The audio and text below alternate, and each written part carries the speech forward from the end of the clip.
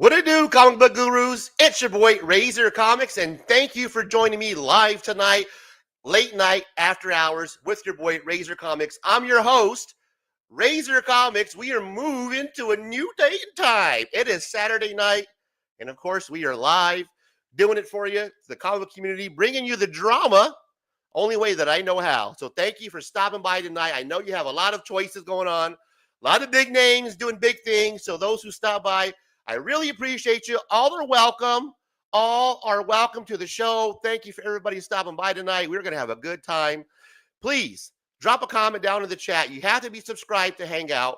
Otherwise, other than that, guys, you are all welcome to hang out and have a good time. All are welcome. All are welcome. Again, if you're just joining us, kind of scrolling around, you don't need to scroll around anymore. If you're here for laughs, hijinks, and more specifically drama, well, welcome to the show. Welcome to the show, people. Welcome to the show. We're going to have a good time tonight. If you haven't joined us before, what I do is I kind of go over a little monologue, a little sketch. But today and going forward, you're going to get a Razor rant. That's right. The monologue is going to be a Razor rant monologue every Saturday. Oh, my God. I'm so happy. I'm excited. That's what we're going to do to start the show. A little topic, something that I like to discuss with the comic book community, because I kind of fancy myself as a comic book community reporter, a drama reporter. What? That's right. A drama reporter. I've been known to fancy myself drama, talking about causing drama, reporting on drama, hell, even making up drama. No, not making up drama. Joking on that part. But I've been known to cause drama, to talk about drama. Little story. In the live streams, we have some people that will come by and that they will hang out. I call them the gurus. But before that, before I was have my comments set on just anybody can hang out. Right now, you have to be subscribed in order to hang out in the chat, because it's my party, right? And I'll cry if I want to. But we used to be able just to have a free-for-all where you would have just trolls come in and they would just totally go at it, clashing with people that were in my guru squad and just completely, going ham on them. So I had to kind of control the situation. What I did was I implemented something that I thought was genius. You have to be a subscriber in order to comment in the live chat, meaning you got to subscribe, you got to wait a little certain period, and then you're going to be able to comment. Love it. It's been working out. We've been having a great time, having fun. The moderators have been doing their due diligence on keeping the trolls out, so that way we have a good time, fun here. It's all inclusive. Now, I do time to time get individuals who will give me shit about reporting on drama, talking about drama, hell, even causing drama. One individual came up to me in the live stream chat, told me this, and this is hilarious. He said, "Hey, Razor," and I get this a lot, "why don't you stop talking about drama so much? Hey, Razor, why don't you stop talking about drama, man? That's all you talk about. You can't make a channel on drama, bro. You got to talk about something else, man. Stop talking about drama, bro." Okay, all right, I get it. Stop talking about drama. What else do you want me to talk about? Give me some ideas. Just yell at me. You should talk about other things, man, like pop culture stuff, things going on every week in the real world. Okay, that sounds amazing. What do you got? You should talk more about WWF Raw.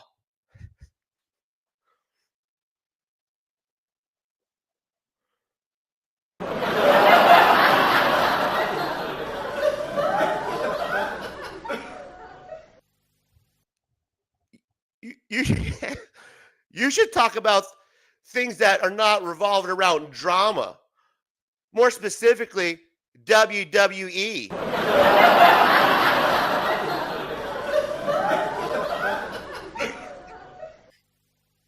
You see, I watch other channels, man, and they talk about wrestling. They talk about superheroes, real life stuff that doesn't revolve around drama.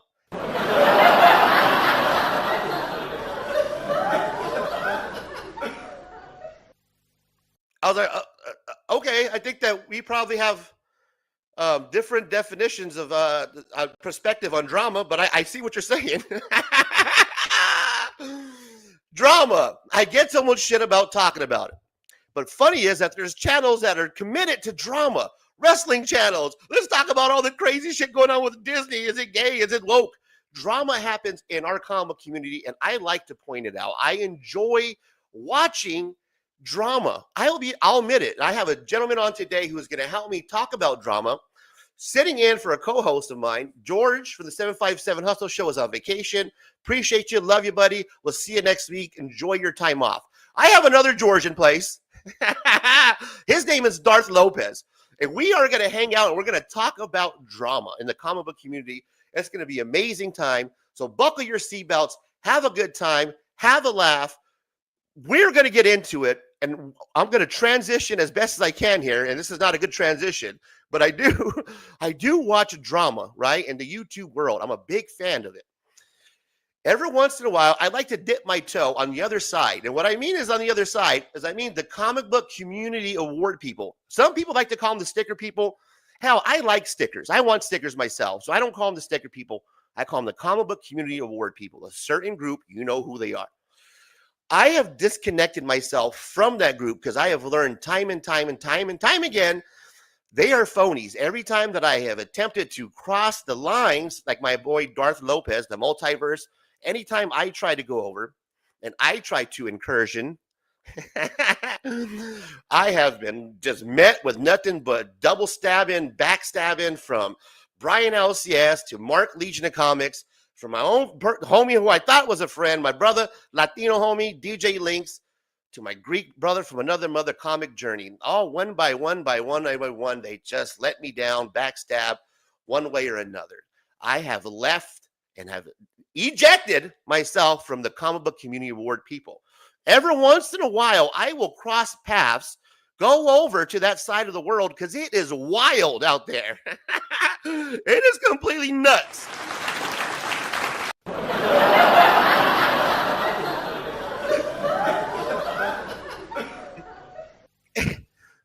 Bonkerland for the comic book community award people. Hypocrisy, double standards. I see it all the time. Now that I am no longer associated with the comic community award people, bridges have been burned, nothing is going back, no love lost. I'm able to sit back as somebody who's non-biased and watch everything unfold in front of me. And today, boy, did I notice something hilarious. Rob's Fat Stacks has a show that he does every Saturday. And this Saturday, I was able to actually watch it. The last time I watched it was 3 weeks ago. It's called something random pulls or pull something. Anyways, he has a comic book community on where he pulls a slab or talks about slabs. And it's a big show. A lot of people show up. I enjoy it, the comic book talk, and I enjoy entering the contest that he had, right? The chat, not so much. I was called by a Christian in this chat at one point, or the Christian of the comic book community, this great legend show, who's an old schooler who's been doing it forever. Lord bless. Jesus, Razor Comics, hates white people. This guy, who is one of the most hypocrites in the comic book community, one of the most double standards that I call him out on that bullshit all the time, where he hides behind he's a Christian, at the same time attacks me, specifically in that chat 3 weeks ago, where he said Razor is hates white people, and that was taken out. Comment that's still in there was he made fun of my mohawk. He said that I'm not indigenous.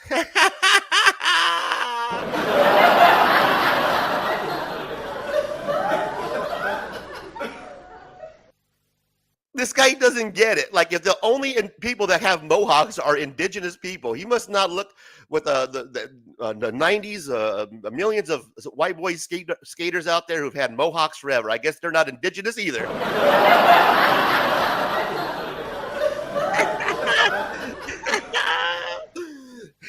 This guy is hilarious. He claims to be a Christian, born again, one of these ex-drug addicts. He was born again, right? And he praise Lord Jesus. Oh, but Razor hates white people. Not very. Last time I checked, that's not the very Christian thing to do. Love thy enemy, but not when it comes to the Great Legend show. Now, fast forward to this week. Today, I watched that same very show, Round Fat Stacks trying to win a slab or something cool, whatever the fuck he gives up. what I noticed was double standards in the comic community, and it's something that I have noticed for a while now, and it is hilarious. And I am here to point it out. One thing is that I will point shit out, guys, and that's why people love coming here and hanging out, especially late night, mature, after hour, grown up content, because this is a grown up spot where we can talk about grown up topics. One thing that I noticed in the chat today, and it's happened a lot, is Cliff on comics was thirsty than a motherfucker.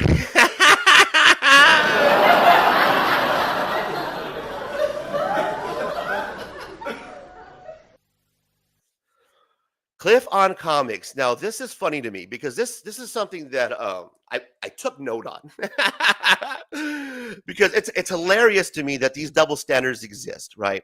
One thing that I've noticed with this guy named Cliff on comics, he's an openly gay gentleman. If you haven't noticed him, which I don't know how you have, because he's very loud, he's very openly flamboyant about it, which is fine. As you guys know, your boy Razor Comics is I am on the left as far as how I lean. I am very liberal. So liberal, some people tell me that I spin in circles. So this is a safe place. Trust me. So this is very funny to me when I see this in the comic book community. This gentleman who's very openly gay, very flamboyant about it, will hit on men that are in the panel, more specifically content creators that'll jump on panels, right, or doing live streams or whatever, even on his own shows. And it's really to the point to me, it's uncomfortable. Now, that's my opinion, and I'm sure I'll get a lot of shit for it. But for him and a lot of people, it's he's expressing himself, right? It's he's showing that he's I don't know, he's sexually the attraction that he has is it's okay because what he's doing is basically hitting on guys, right? And we overlook it. Hey, it's okay. This is funny because it's Cliff on comics that's doing it, right? What trips out on me is if it was me, guys, like if I flip the table and I'm looking at it from the other side, right? Let's say that I say some of the stuff that Cliff on comics says to some of these guys that I was noticing, that I was watching, right? When he does it, he's sexually expressing himself. Right, it's sexually expressive. It's empowering, right? Empowering to the comic book community, to the gay community. What he's doing.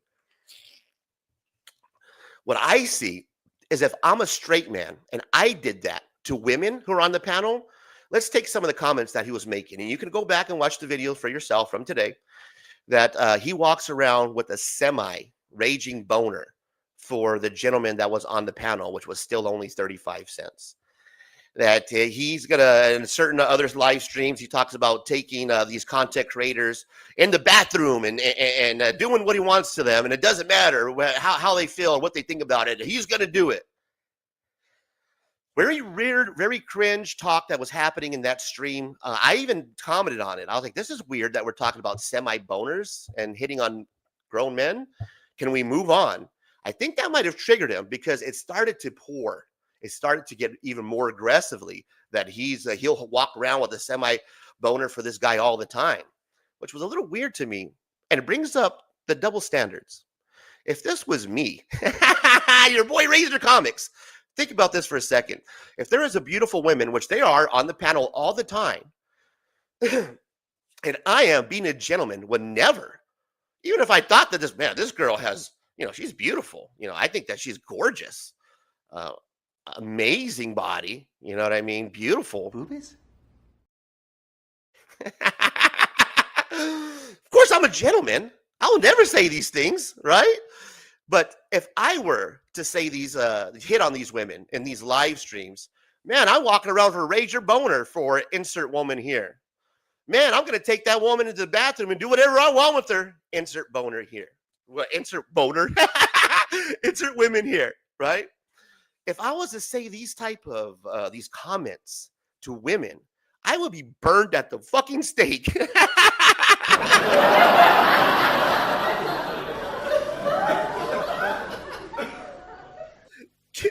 Could you imagine if K-pop junkie or one of these female in the if I was like, man, K-pop, I got a rage and semi boner for you. I can't wait to see you at the convention. I would be banned from the comic book community. You would not see your boy around anymore.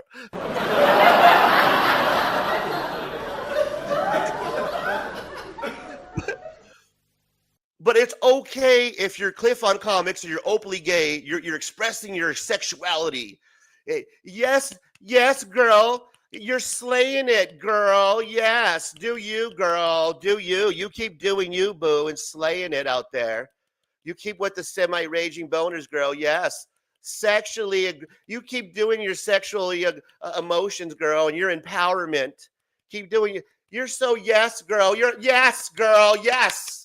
Yes, girlfriend. You are empowered to do that, girlfriend. But if your boy Razor did it, I'd be burned at the stake. Double standards, guys. Comic book community, let's make it fair. It's either open sexuality or let's just not do it. Let's just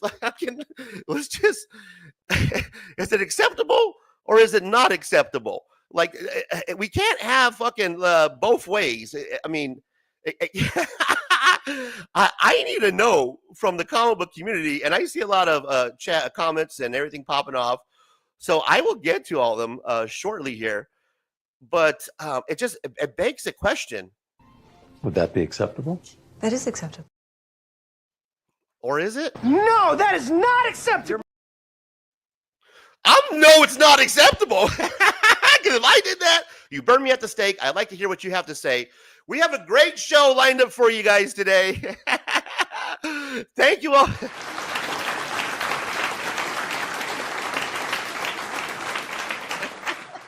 I see the comments. We'll get to you. Thank you all for stopping by tonight. We're switching up the format. We have a new guest host tonight. Ladies and gentlemen, we have Darth Lopez, who's going to be joining me talking comic book community drama.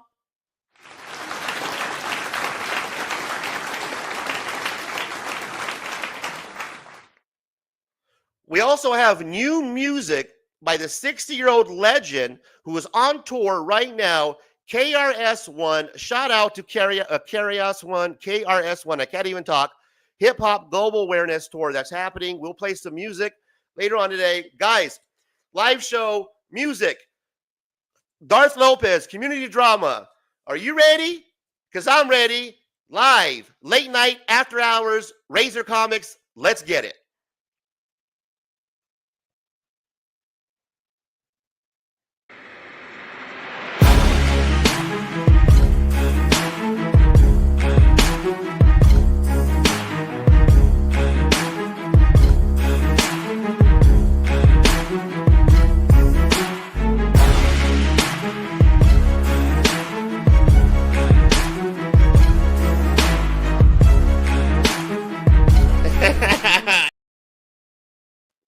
Thank you guys for stopping by. Everybody's in the chat. I appreciate you. Divinity Comics, Lisa Noble. Let me bring on our guest for the night. You know and love him, the gatekeeper of the comic book community. What? Yeah. Darth Lopez, welcome to the show, my guy. What's up, man? Yeah, Darth Gatekeeper, dude. I'm a gatekeeper. Yes, sir, 100%. Let's have fun. Darth Gatekeeper. All day, man. Yeah, I would literally guess. Yes. I'll be the first to admit it. Absolutely. Let's have fun. Well, welcome to the show, my guy. I haven't talked to you for a while, so let's It's been do a this long properly. time. Let me welcome you. Yeah, it's been a while, man. Let's welcome you to the show like we normally do it, bro. So let's do this. Welcome to the fucking show. Yes, sir. Man, I know it's been a while. I haven't talked to you. You know, I missed you, buddy. How you been? Good. I'm good, bro. You know, I mean, I'm good. We're good. You Good, know, man. fuck yeah. Good. Life's good. Life being Darth is good. Yeah, life's good. My kids are good. My girl's how's your push-up game, man? Are you No. I'll give a little bit to it, bro. I hurt my back just loading the dishwasher. do you still do push-ups like maybe once a week? Is that part of your workout routine?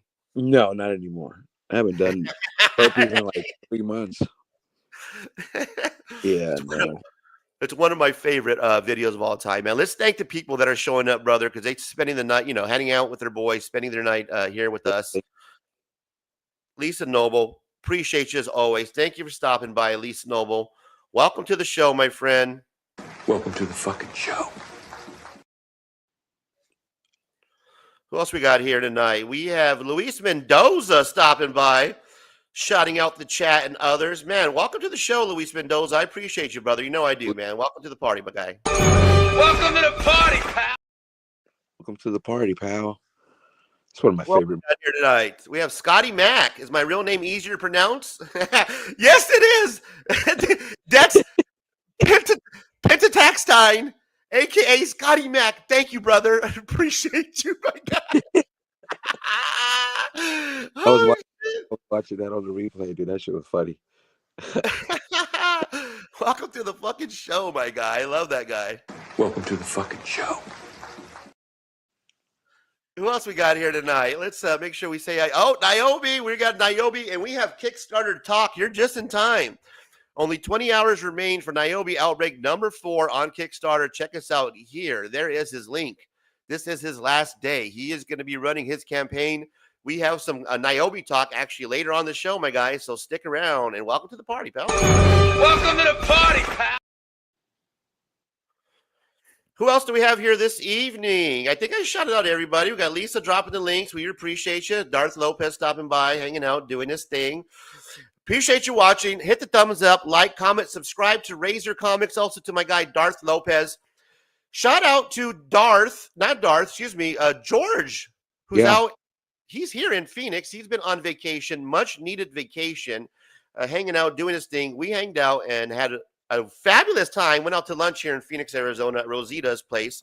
Shout out to George. So he's taking a much needed vacation. So tonight I have Darth, the gatekeeper. He's joining me live tonight, otherwise AKA Darth Lopez. Thank you again, Darth Lopez, for hanging out, man. I really appreciate you. And I have missed you, buddy. Yeah, likewise. Also, George. My name is. You can't call me George. I'm good with that. You sound way better as Darth Lopez, man. yeah. Jorge. No. Actually.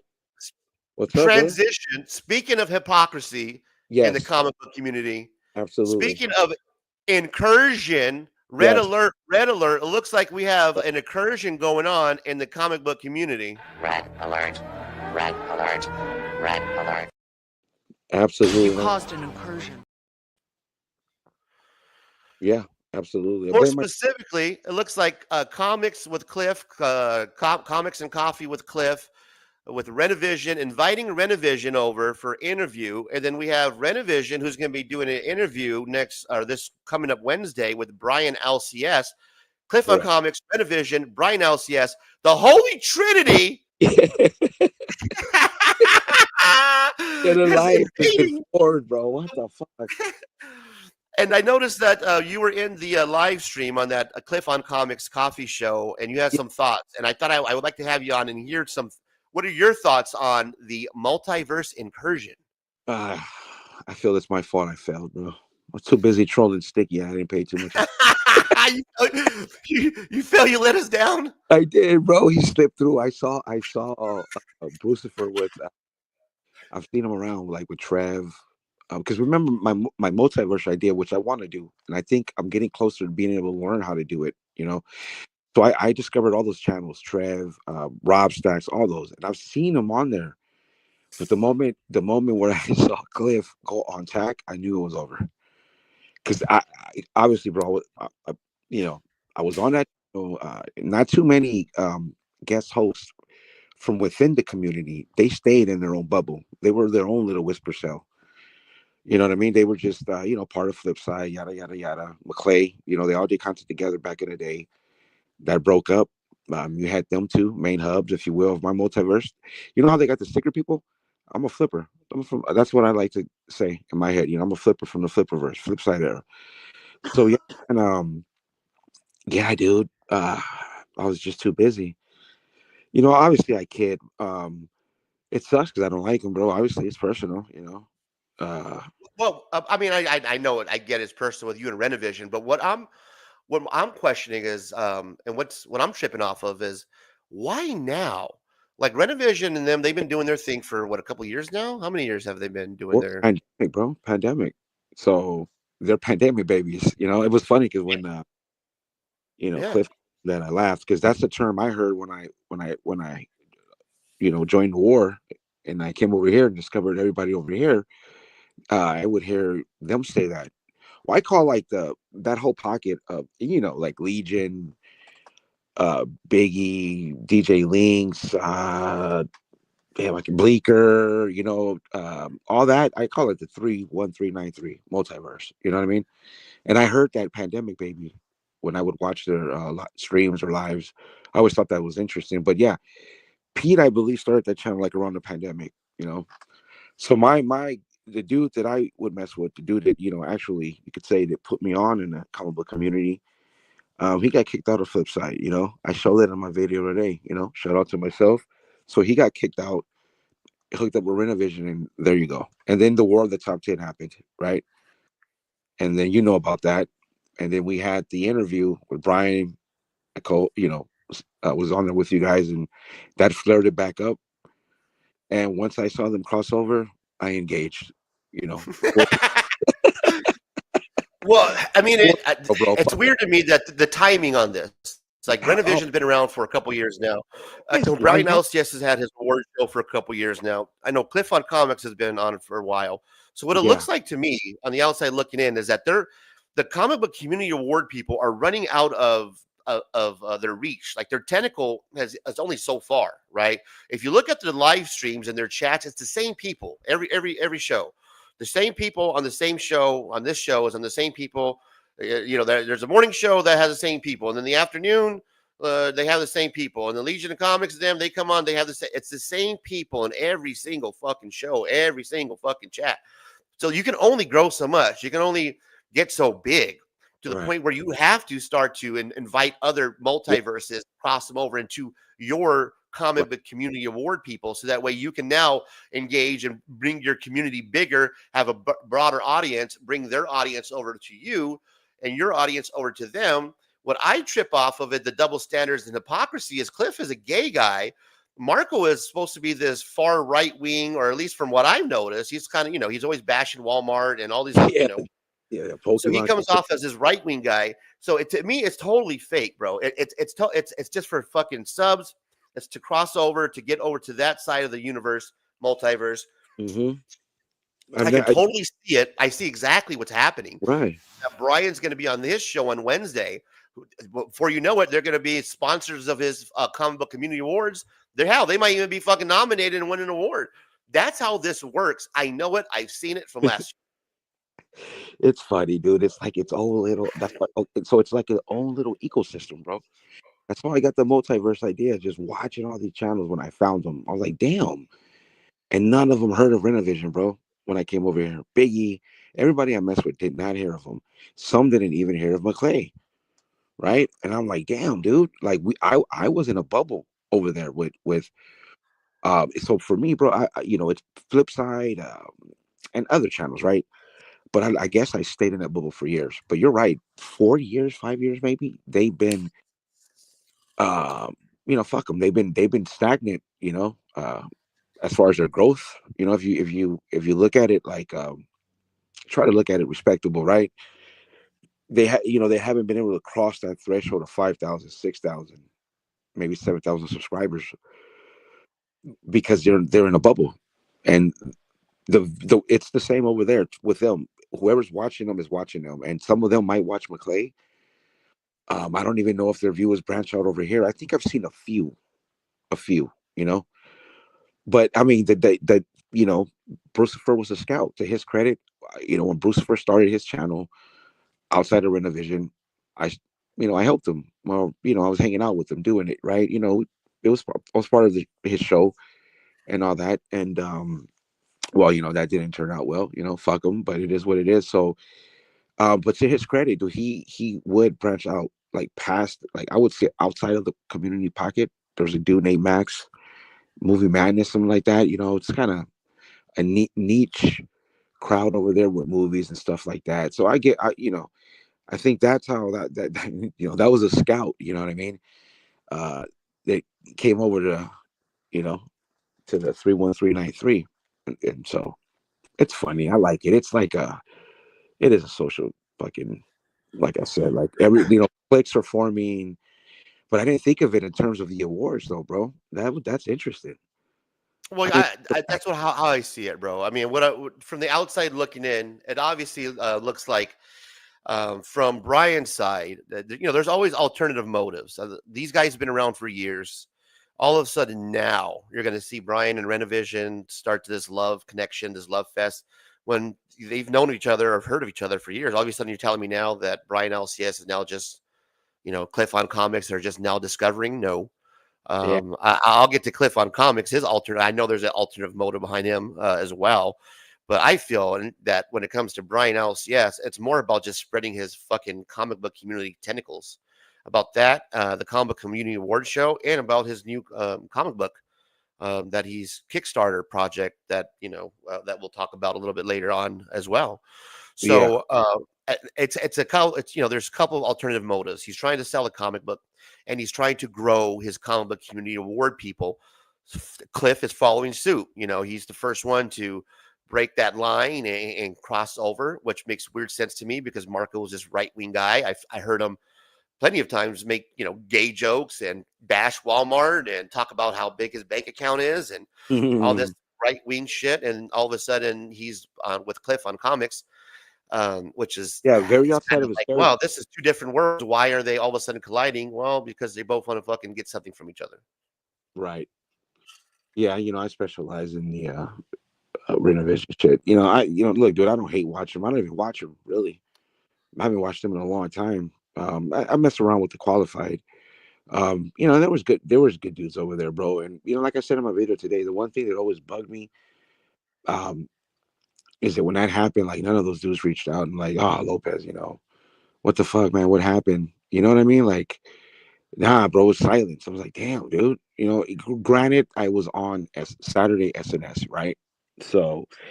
But I know the truth. I know how Nate is. That's Marco. I know how he was behind the scenes.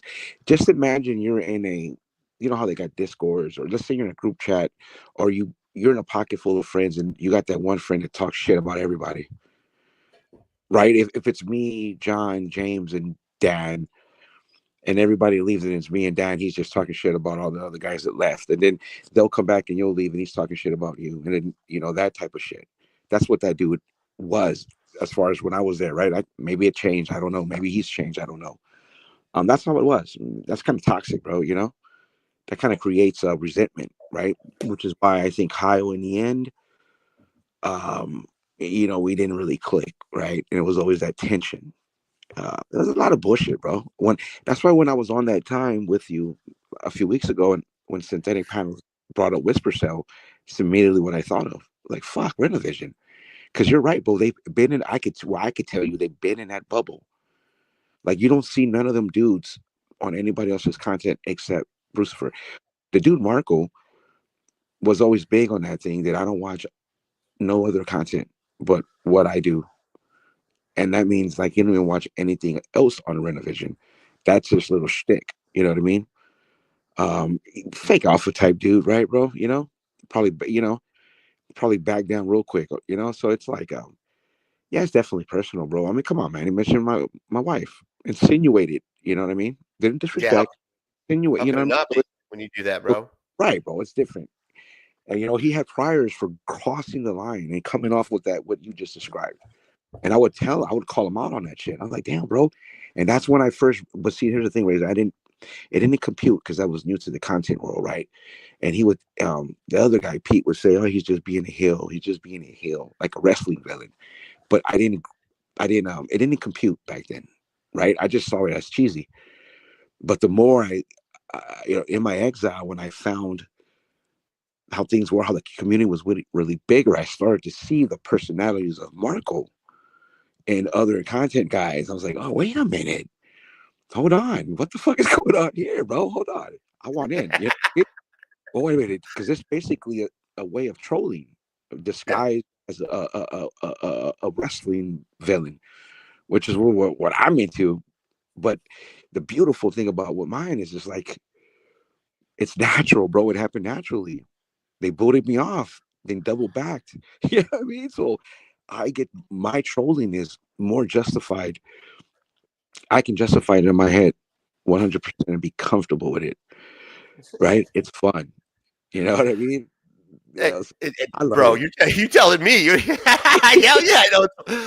I love it, brother. That's why I'm love having you on, man. Because we can actually, me and you, we love the same fucking thing. We love drama. We love the fucking the trolling. We got a couple of people still stopping by in the chat, and they are gurus because they have to be subscribed. So those that are in the chat, I really appreciate you stopping by. So we got to shout them out. We got Swagna and we got Tat from Tat's Comics. Welcome to the party, guys. I appreciate you stopping by. Welcome to the party, pal.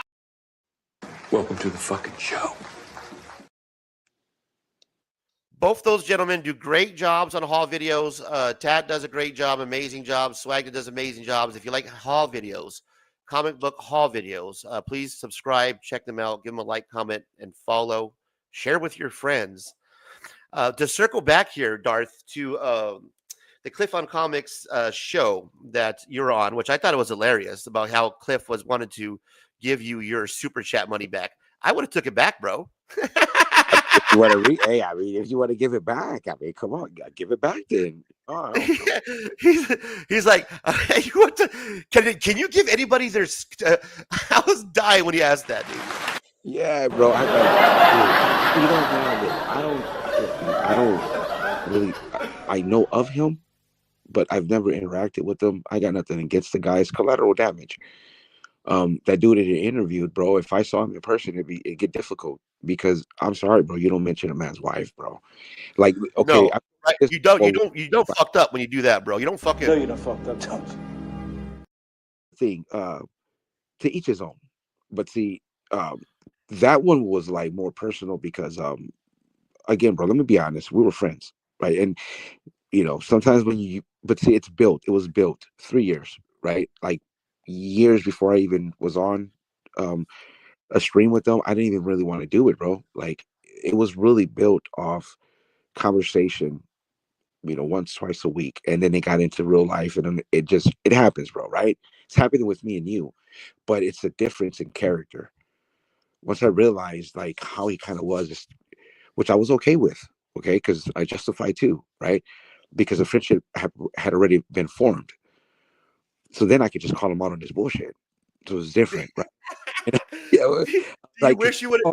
Do you now wish you would have took that fucking money, bro? Because I would have fucking took it. I think you should still fucking be. You know what? Fucking give me money back then. Fuck you. Oh, then. Cliff, you shoot it back. You could. I'm pretty sure you could refund it, dude. I'll take what was it? Because $4.99. That's like Send $7. that refund check, bro. Whatever, huh? Yeah, that's like $7, bro. Come on, you know. Yeah, and it's funny, bro, because when I was watching that video, man, I know Cliff has an alternative motive other than him trying to grow his people, his channel, his subscriber count, his tentacles, just like Brian LCS. I know he has, because he's thirsty as fuck. He's always hitting on every fucking content creator. I got to send me rager. I'm fucking want to do this to this comic creator I don't care if you don't want it. I'm still gonna. I'm like, what the fuck, dude? Look. I can tell that he has alternative motive. The way he was talking with Marco, is Marco gay? No, bro. It's a married dude. No, man. No, he's got kids. He's a married guy. He's a married man. That doesn't mean nothing, bro. No. But dude, wait, no. So Marco's not. Wait, hang on. You're saying that Marco is not gay? Yes. No. He's a married man with kids. No.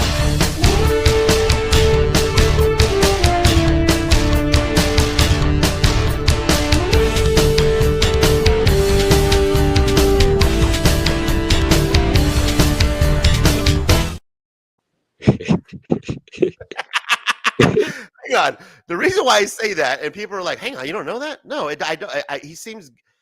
Is his real name Marco? No, Nate. That's gay.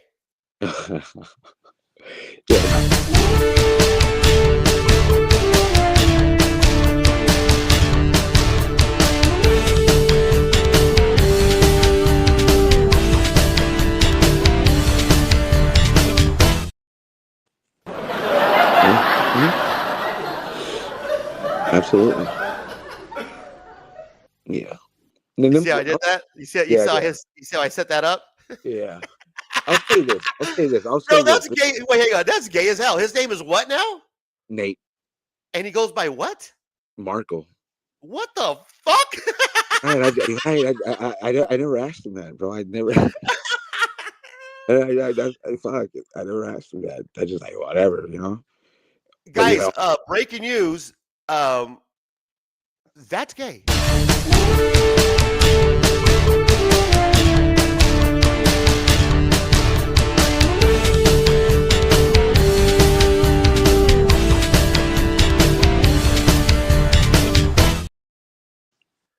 Now let me explain why.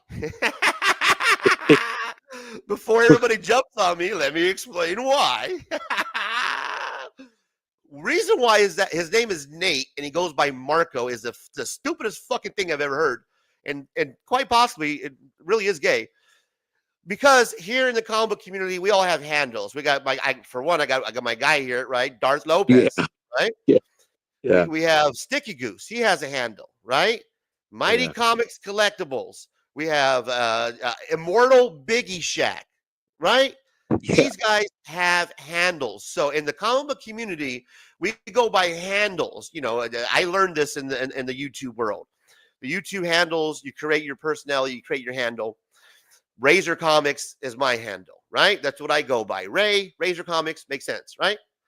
This guy, his name is Nate, and he chooses to be identified as Marco.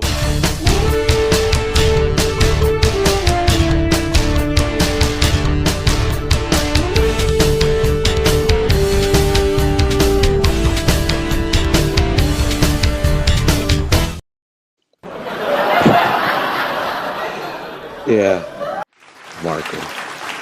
Fuck that dude. Yeah. You know what? Let me say this.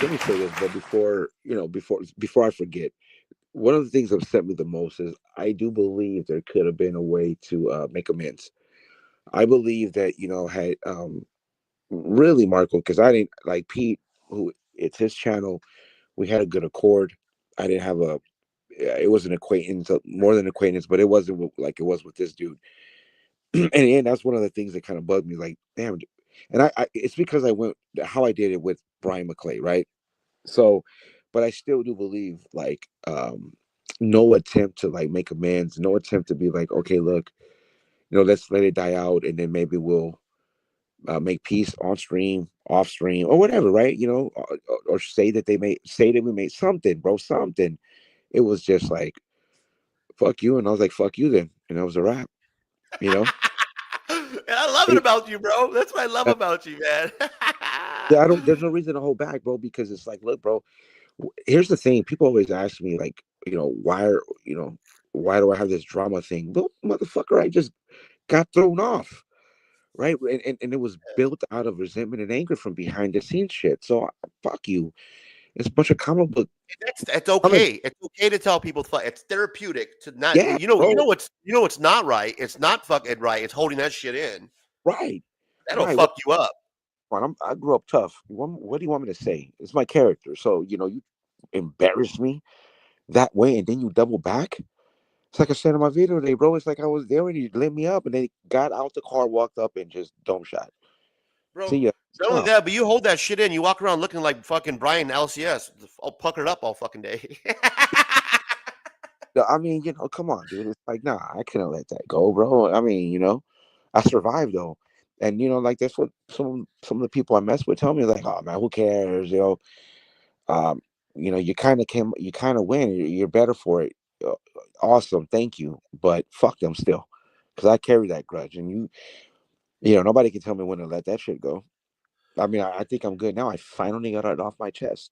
Almost took about almost a year, or I think it was around this time or April. I don't remember. It's close to this time though. I do know that. Because it ran parallel to the Drake and Kendrick beef. It was fantastic, bro. No. Yeah, exactly. No, it's amazing, brother. And the video that you dropped too, the one that just came out, please subscribe Darth up. Take a look at the video. It's fucking amazing. I give it a 5 out of 5 when it comes to drama battle content. I already rated it an A. I thought you did a great job, Darth. Amazing job, brother. No, I was gonna scrap it because honestly, you could kind of see, and I understand. Well, look, I'm being honest. Come on, man. Obviously, I was butthurt. Let's be real. I'm gangster enough to say that Yeah, come on, dude. Right? Yeah, and I'm glad that you let it out, bro. Because honestly, that shit will fuck with you if you hold it in. You have to let it out, or you will walk around puckered up, looking like an asshole all day, like Brian LCS. Or like, Here's what. hey, bro, you little fat ass. Why too, do you bro. think? Why do you think Brian LCS is always doing his vlogs about him riding his bicycle all the time? The reason why he's riding his bicycle all the time is because he's puckered up so much like an asshole. He's got to work out, or he will explode, literally. That's interesting. You know what? That's interesting, brother. You brought that up. Like, yeah, they'll probably be nominated. They'll probably be nominated for best spec channel. They'll probably be nominated for whatever. I did not, because you know why, bro? Because you're like, okay, you know how I fuck around, right? I see you as like on this side. You know, I know you've separated. You know, you're in your own territory now, right? So, but yeah, it makes sense. It makes sense. But see, you know, um, for Brian and those dudes, like it only really stops with Renovision. I think well, Renovision, and then Kingdom of Nerds, which is Brucifer. That's I don't, you know, again, I don't really watch, but I think that's about it. So, but yeah, those two were sharing. Hey, fucking a, yeah. I Yeah, told you like you that one, huh? Yeah, yeah, bro, I noticed that shit right away, man. I was like, light yeah, bulb. yeah. That's interesting. Why? Guys, Hope I get nominated, bro, for yeah, one of those exactly. awards. You know what I mean? That you should, And if Brian, you're just a drama award, best drama channel. who me? Let's be real. Let's be real. Come on, man. Drama's a big part of the community. Some of us are just I would win openly. hands down. I should if there was one, I'd win it hands down. No doubt. It'd be tough. I mean, hey, dude, because you could only it could what? Who you?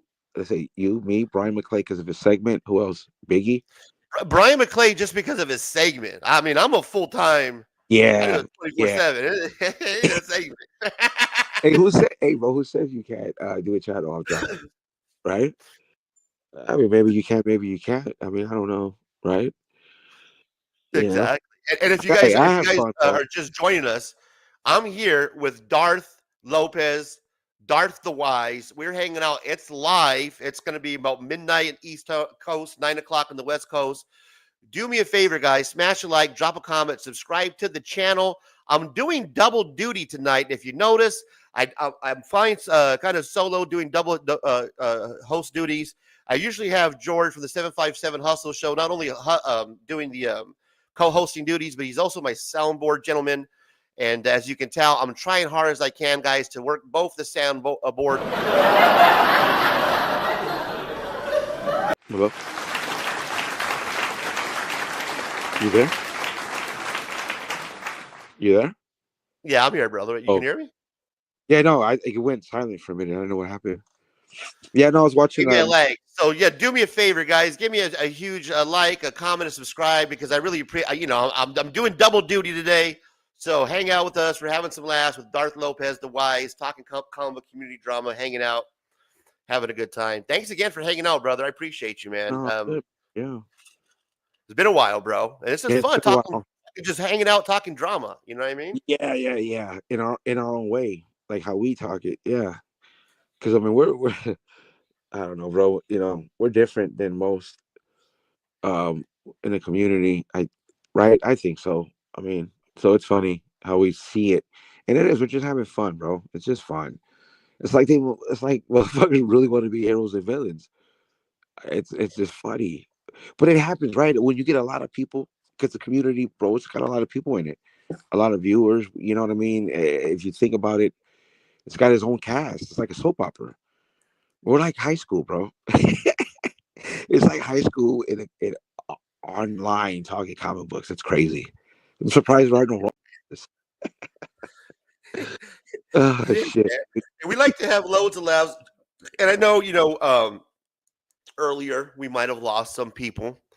So, I think we now be a good time to go over something that I came across. And I kind of went over this with Darth a little earlier. And I think this might be a good time to go over it now, Darth. Yeah. We like to have fun here. We like to keep things lighthearted. We don't like to just to shame people and talk about drama and how much we're just fucking how we hate these guys and we want to shame them. So we want to bring a little lightheartedness to the situation because here live late night after hours with your boy Razor Comics, we like to have some fun. We like to create some sketches. I think of it as like Saturday Night Live for the comic community, where we hang out, we make fun of the community, the people that are around us. And I like to observe. I like to watch these YouTube channels. And like I said, I was watching Cliff on Comics. I was watching Rob's Fat Stacks, and I noticed these things. I report back to the community because that's what I do. I'm a drama reporter. I think it's hilarious. I, being a drama reporter, have some producers. These producers are scattered around the comic book community. They provide me with information up to date, and I have some information up to date that I was provided. Topics, and I do have something loaded up here, a banner. Let me get it pulled up here so I can properly introduce this next segment that we're going to get into. These are show names that did not make the cut. So we're going to have a little attempt of humor for comedic purposes only. I hope you enjoy this next segment I put together called Show Names That Did Not Make the Cut. What show names are we talking about? Well, more specifically, the gentleman that we've been talking about tonight, Cliff on Comics, he has a show. It's called Cliff Comics and Coffee with Cliff, or Comics and Coffee with Cliff, something to that effect, right? So the show is Coffee and Comics, Coffee and Comics, or Comics and Coffee, rather. Comics and Coffee with Cliff. I think I got it right. Yeah, Comics and Coffee with Cliff. So my producers, what they did was they scurried and they found the list of show names that did not make the cut.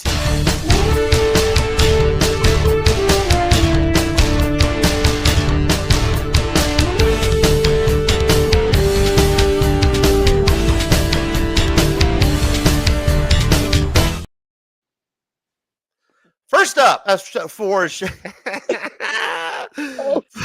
Oh my God. for show names that did not make the cut, because one of my least favorites, comics. Dude, let me Comics just it because I and colonoscopy.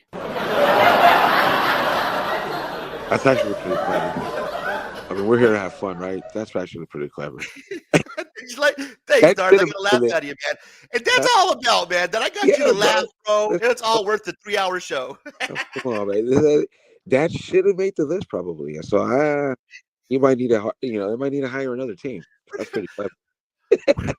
We're gonna lose some people, but just stay with me. It's gonna pay off. It's hilarious. So these again, show names that did not make the cut, comedic purposes only, delivered to me from my producer. Shout out. We're gonna run through them. This is one of them. The list is so long. The raise of our lives. The list is so long, guys. I had to cut it down. I mean, it's only a 3-hour show. Hang on, I had something for that.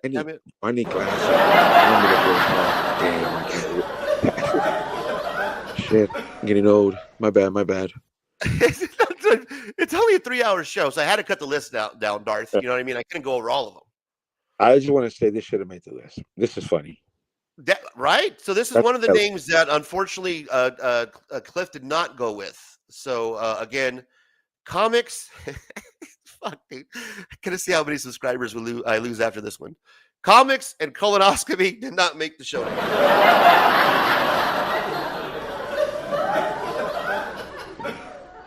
Yes, thank you. Next one up that did not make the cut. Comics and coming out. And I like that one. That's unfortunate. Not a fan of this one. Not a fan. I like that one. I thought that he should have went with comics and coming out. That's my personal favorite. I think that probably would have hit more, bigger demo. You know, you hashtag that one up. People are going to love it. They're going to go left, liberal. You know what I mean? You're going to get that audience. That's the one I would have went with. Nope, I agree. It should have been left off. The next, and again, the list was so long, I had to cut it short. Next one, top 4. This is the third one, Darth. Let me know what you think about this one. Yeah. My favorite here, Venti Coffee and Grande Muchachos.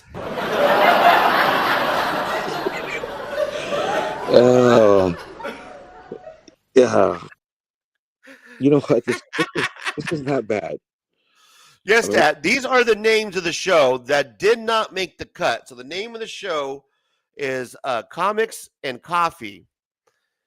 and to be fair, if there's and should any guys out there they should get a feel a certain way. We're here to have fun, and also remember, they do.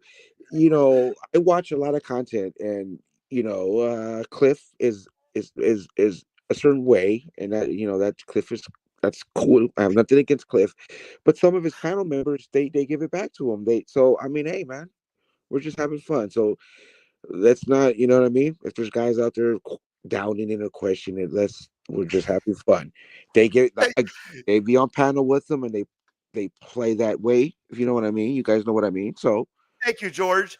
And you know what? I say that in response to George because your name is George. yes, my But name is George is my guy that always keep me anchored. Like I need that anchor. That's why I love having him as a co-host. And you're doing just that for me tonight. You're keeping yeah, me anchored, and I appreciate you covering my ass. yeah, absolutely, baby. PR for my guy.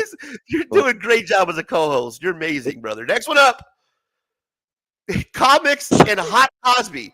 Those are the ones that Okay, did hold not on. make the list. Thank you, ladies and gentlemen. Okay, good job because this was shenanigans. Because that's like inappropriate. That's bad. So good job on his team for not letting that one slip through the goalie. If you know what I mean. We're Thanks, Tat. Tat, another one looking out for the show. I get yeah, it. Just want people who see this later know that so they can't spin it. Just looking out for you, bro. I appreciate that.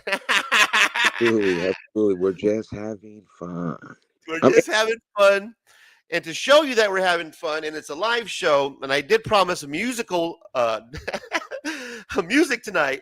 I'm gonna pack a bowl, Darth. Take a just 2 minute timeout, man. Let's call it a yeah, 3 minute I'm gonna go. timeout. I'm gonna play Yeah, some music. Let's chill out. Let's regroup. Let's remind the chat, like my guy Tat said, that we're just pointing out, having fun. This is a late night, after hours, comedic purposes only. Please, if you take offense, we're not trying to fit anybody. We're just having a good time, laughing at the situation. And it's a, now, it's what a do you think, beautiful Darth? We should take a little out there. time out and just a Yeah, smoke, yeah, smoke yeah. break, smoke and chill. Absolutely. Let's do a Okay. little smoke and chill, guys. So we have some KRS-One. Did you know he's still on tour, Darth? Oh, nah. And this guy, dude, I remember. You know what? As I've gotten older, I didn't really realize how he's held in high esteem, bro, by a lot of lyricists. It always makes me want to go back and listen to his early work because I do remember when I was a youngster, but I was more like EPMD and all that, like Bismarcky and all that, Kumo D, LL. Oh yeah, bro. There's a famous quote. I'm a hip hop guy. You know me, man. I'm a hip hop, a family tree guy. Ed Piscor, shout out, rest in peace. I love anything that have to do with hip hop. I read hip hop family tree, and I listened to the '80s break mixes, the evolution of hip hop to the '90s battle rap content. That's why I'm in love with it. Any people that you ask or talk about KRS-One, knowledge reign supreme one, they tell you, and there's a famous quote by Ed Lover. Ed Lover says that with his thoughts on KRS-One, and Ed Lover's thoughts on KRS-One is that when you look at KRS-One, you're looking at hip hop, plain Yeah. and simple. That's how you can break down KRS-One. Hmm? His flows, his deliveries, from his delivery to his flow to his grasp on the overall culture. KRS-One is one of the legends. He is over 60 years old, and the gentleman is still touring. He just kicked off a tour in England. This is the album that just dropped about a week or so ago. It's called KRS-One, Temple of Hip Hop, Global Awareness. I'm going to play a little sample of it, at least the first couple of minutes, where we're going to listen to Smoke Out and Chill.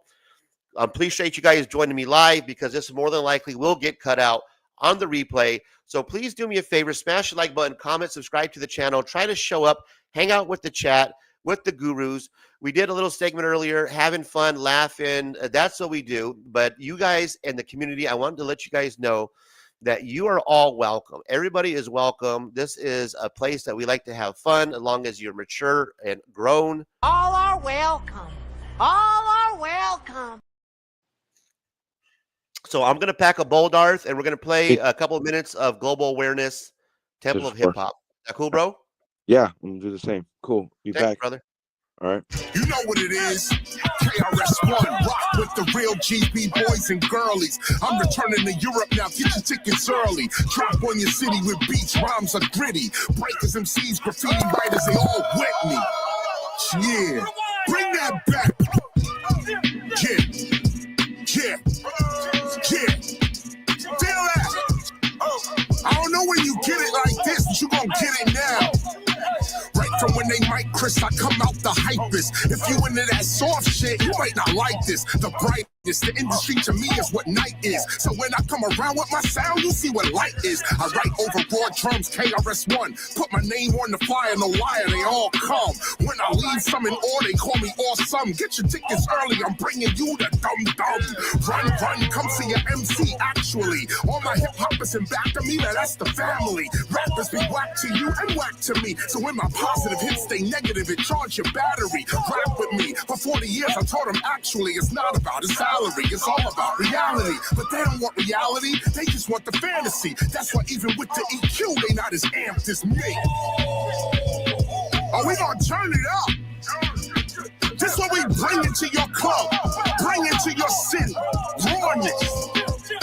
Admit it, when it comes to these lyrics, I be the poet. I follow life's outcome willingly when I flow it. I'm not your prostitute or your pimp, I'm your poet. The first hip-hop philosopher, I keep it stoic. Others wanna tear your mind down, I wanna grow it. Dudes base their career on coke, that's why they blow it. They diss that knowledge of self cause they don't know it. While I'm just past 60 and I don't even show it. Beats get broken down profound, you gotta toe it. My lyrics are too high for these rappers on that low shit. You know what the bro get and what I'm about to go get, but self-control got me leaning back on some Joe shit. Yeah!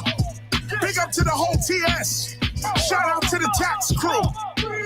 Hey, yo, Lapfro, what up? Carlos, what up? We warm it up first with a quick verse dispersal. Let me work you. Check, check, 1, 2, no rehearsal. Just verbal. You know that cipher means circle. So when you in the circle with savages, it can hurt you. Your verbal ain't superbal in the circle, we will jerk you. You ain't dope with slit in your throat watching you gurgle. This is where I'm from. You want rhyme, son? I heard you. I'm like that food truck on the corner. I will serve you. This ain't reggae, but you got beef? I'm the sizzler. Mr. or Mister, I'm breaking frames. Get the picture? Y'all need to get shut down like Rikers. I'm giving people what they need, like giving freedom to lifers. Yeah, I'm kind of different with these ciphers. We the majors, they the minors. We the truth and they the liars. They the lower, we the higher. We the suppliers and they the buyers. They the goats and we the tigers. Light up!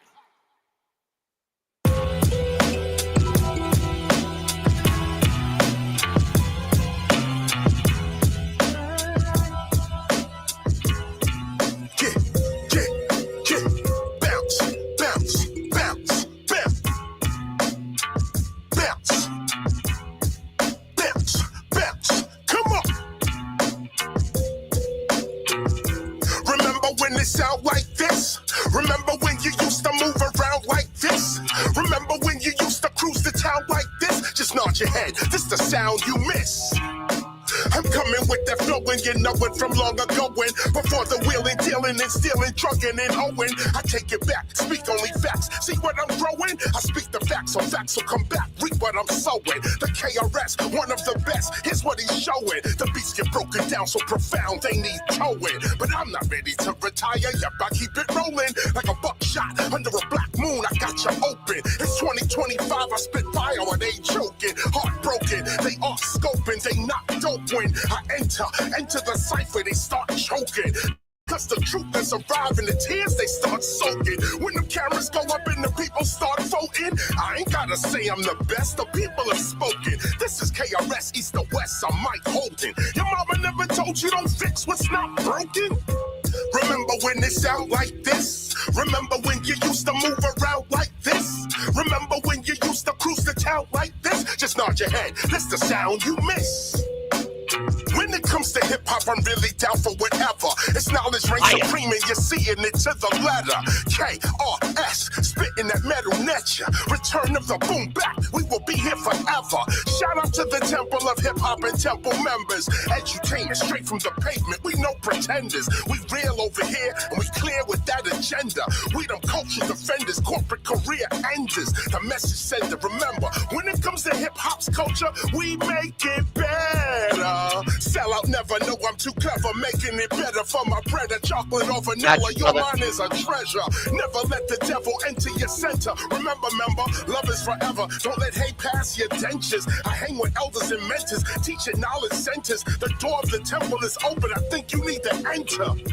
Remember when it sound like this? Remember when you used to move around like this? Remember when you used to cruise the town like this? Just nod your head. This the sound you miss. Because your live show, and any one of us, we've been there and we've seen it. It is something fucking amazing. And it made a lot of us that want to do this say, if we're gonna do it, it got to be like that. No fucking, like no lyrics over vocals. Let me just talk to these people.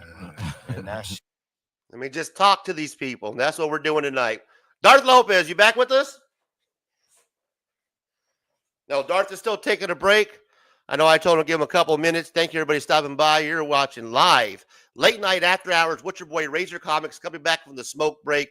What we were listening to a little bit earlier, just in case if you're wondering and listening in, that's KRS-One, Knowledge Reigns Supreme, Temple of Hip Hop, Global Awareness. Check it out. It's on YouTube. This is his channel right here that we're looking at now. So this is not just something that I pulled off.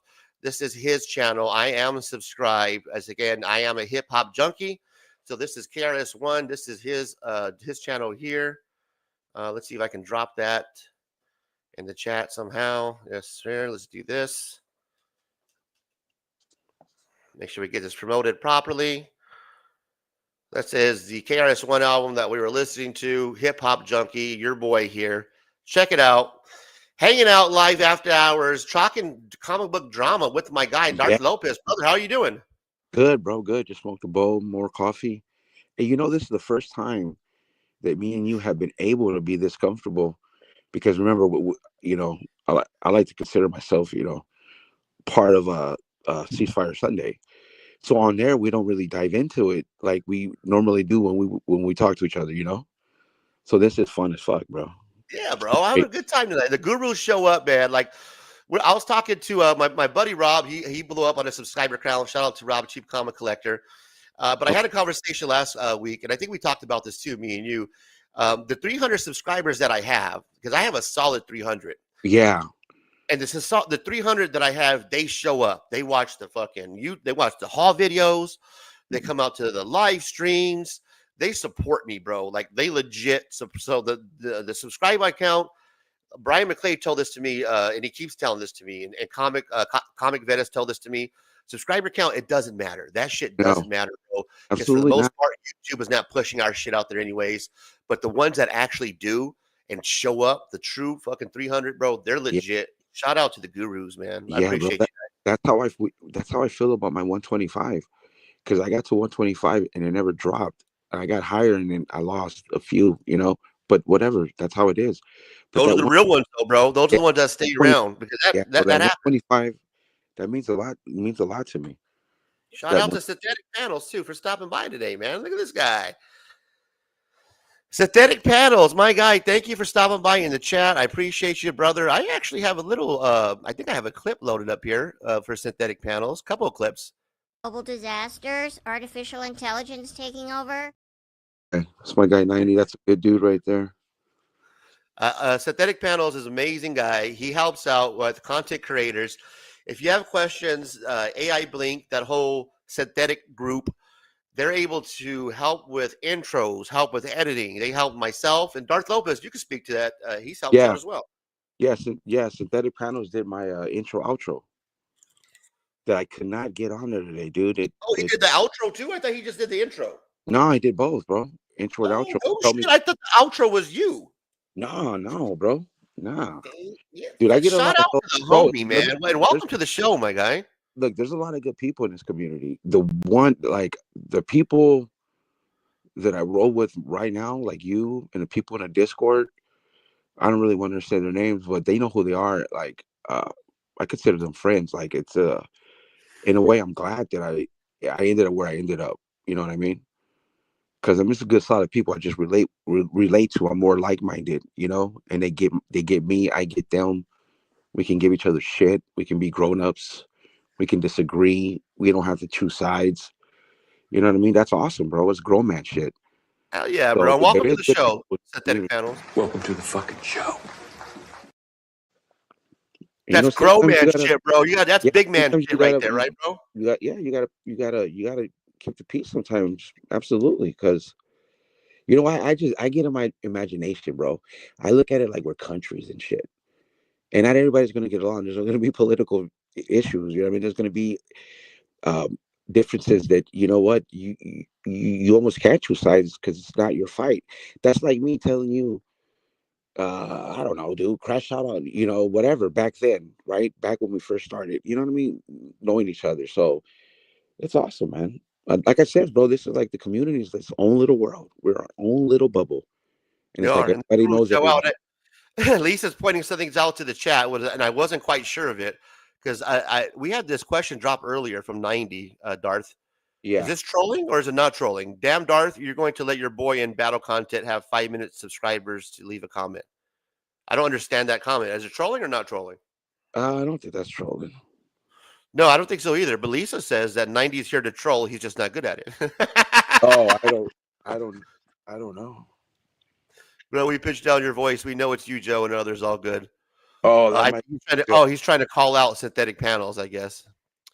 Yeah. I mean, I haven't seen anything that 90 said yet for me to consider him a troll. And I highlighted the comment for Darth, so I think we're good, Lisa. Lisa, just continue to patrol. You know what I mean? You're doing good, buddy. I appreciate you. I have to literally hold the phone away from my eyes now, bro, where I can't see. I'm sorry, bro. I'm just realizing I need glasses. No, you're good, man. I appreciate you. Yeah, I know 90. 90's a good guy, man. I know that guy. Good dude. No, but to circle back to Synthetic Panels, my guy. Yes, very I love Synthetic Panels. He does help out with the combo community. So if you do have any questions, even like to work software, like when I first got EV Mux, he sent me like some templates and shit, like of a guy to watch. So he's really helpful with just helping. Any questions you guys have, reach out to him. And specifically, I want to share something that we have today. I have a show that I'm promoting on the bottom there. You're going to see it scrolling. Tomorrow it's pushed back to 2:00 because tonight I figure we're going to have a little fun. Probably be up a little bit later on tonight. I have this show scheduled for 3 to 4 hours. So we're probably going to be on for at least another couple hours. I will at least hanging out. So I brew the coffee. So tomorrow, the show is going to be at 2 p.m. my time, 5 p.m. Eastern. It's called Super Hall Sunday. It's in place of Ceasefire Sunday. Shout out to Niobe, who actually came up with the name. Super Hall Sunday. It's the best comic book haulers you need to watch. What I do is on Sunday, last week was a major success. We're going to do it again. We're going to get together, and I'm going to show off. I have 3 comic book haul YouTubers that I'm going to share with you, because what I do is on Sundays, I wake up, I smoke. I like to bag and board just like a lot of people. I like to read my comic books, and I like to have something on in the background, right, Darth? So what I do is I have other comic book haulers that I watch while I'm doing my shit, bro. Like a lot of people, like you'll smoke, I'll have a fucking, I want like to watch shit in the background. So what I'm going to do is on Sunday until football, hang out, and we're going to share the people that I watch, a couple people every week, and then try to have those people on. If they're not on, that's okay. I'll drop a link, and then other people that want to show off their books, like yourself, follow haulers, can stop by and show and tell their books. So that's what we're doing. I reached out to Synthetic Panels and asked this gentleman right here who likes KRS-One if he'd be willing to help me, bro, put together an intro, right, specifically for Super Hall Sunday, because I think that's going to be amazing to reach out to the comic community in place of Ceasefire Sunday, where we can get together to show off our books, right, bro? Yeah, absolutely. So this is what our guy KRS-One. This is what our guy Synthetic Panels put together. So let me show you the intro that we're going to use for tomorrow's show, guys. Thanks to Synthetic Panels. So shout out. Thank you again, my guy. I really appreciate you. Let me share this with you guys tonight. First time breaking news.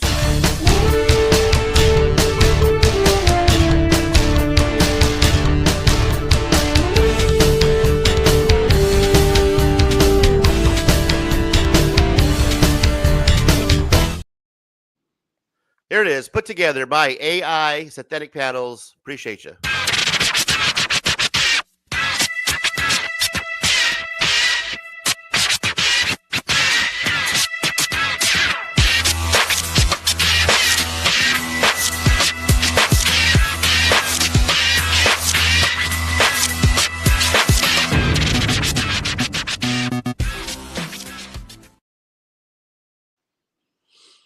Nice. Right? He did an amazing job, bro. Yeah. Putting together people from the he's awesome, right? Yeah. He hooked me up, man. Love my intro. Shout out again. Thank you, brother. I appreciate you putting that together. I can't wait to drop that tomorrow. And I really do appreciate it, man. That's so fucking awesome.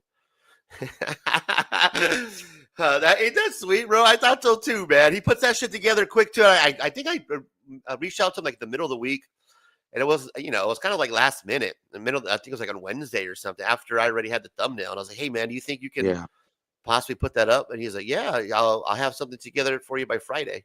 Yeah, and sure shit, bro. You said that shit to me. He hooked me. He hooked me up with my intro and outro. He did my first thumbnail for my first video. The little gravestone with sticky goes on it. So yeah, bro. I hope it's okay I say that. Oops, my bad. But I know he's cool with me saying the intro outro, but I don't know about the thumbnail. So my bad, Synthetic.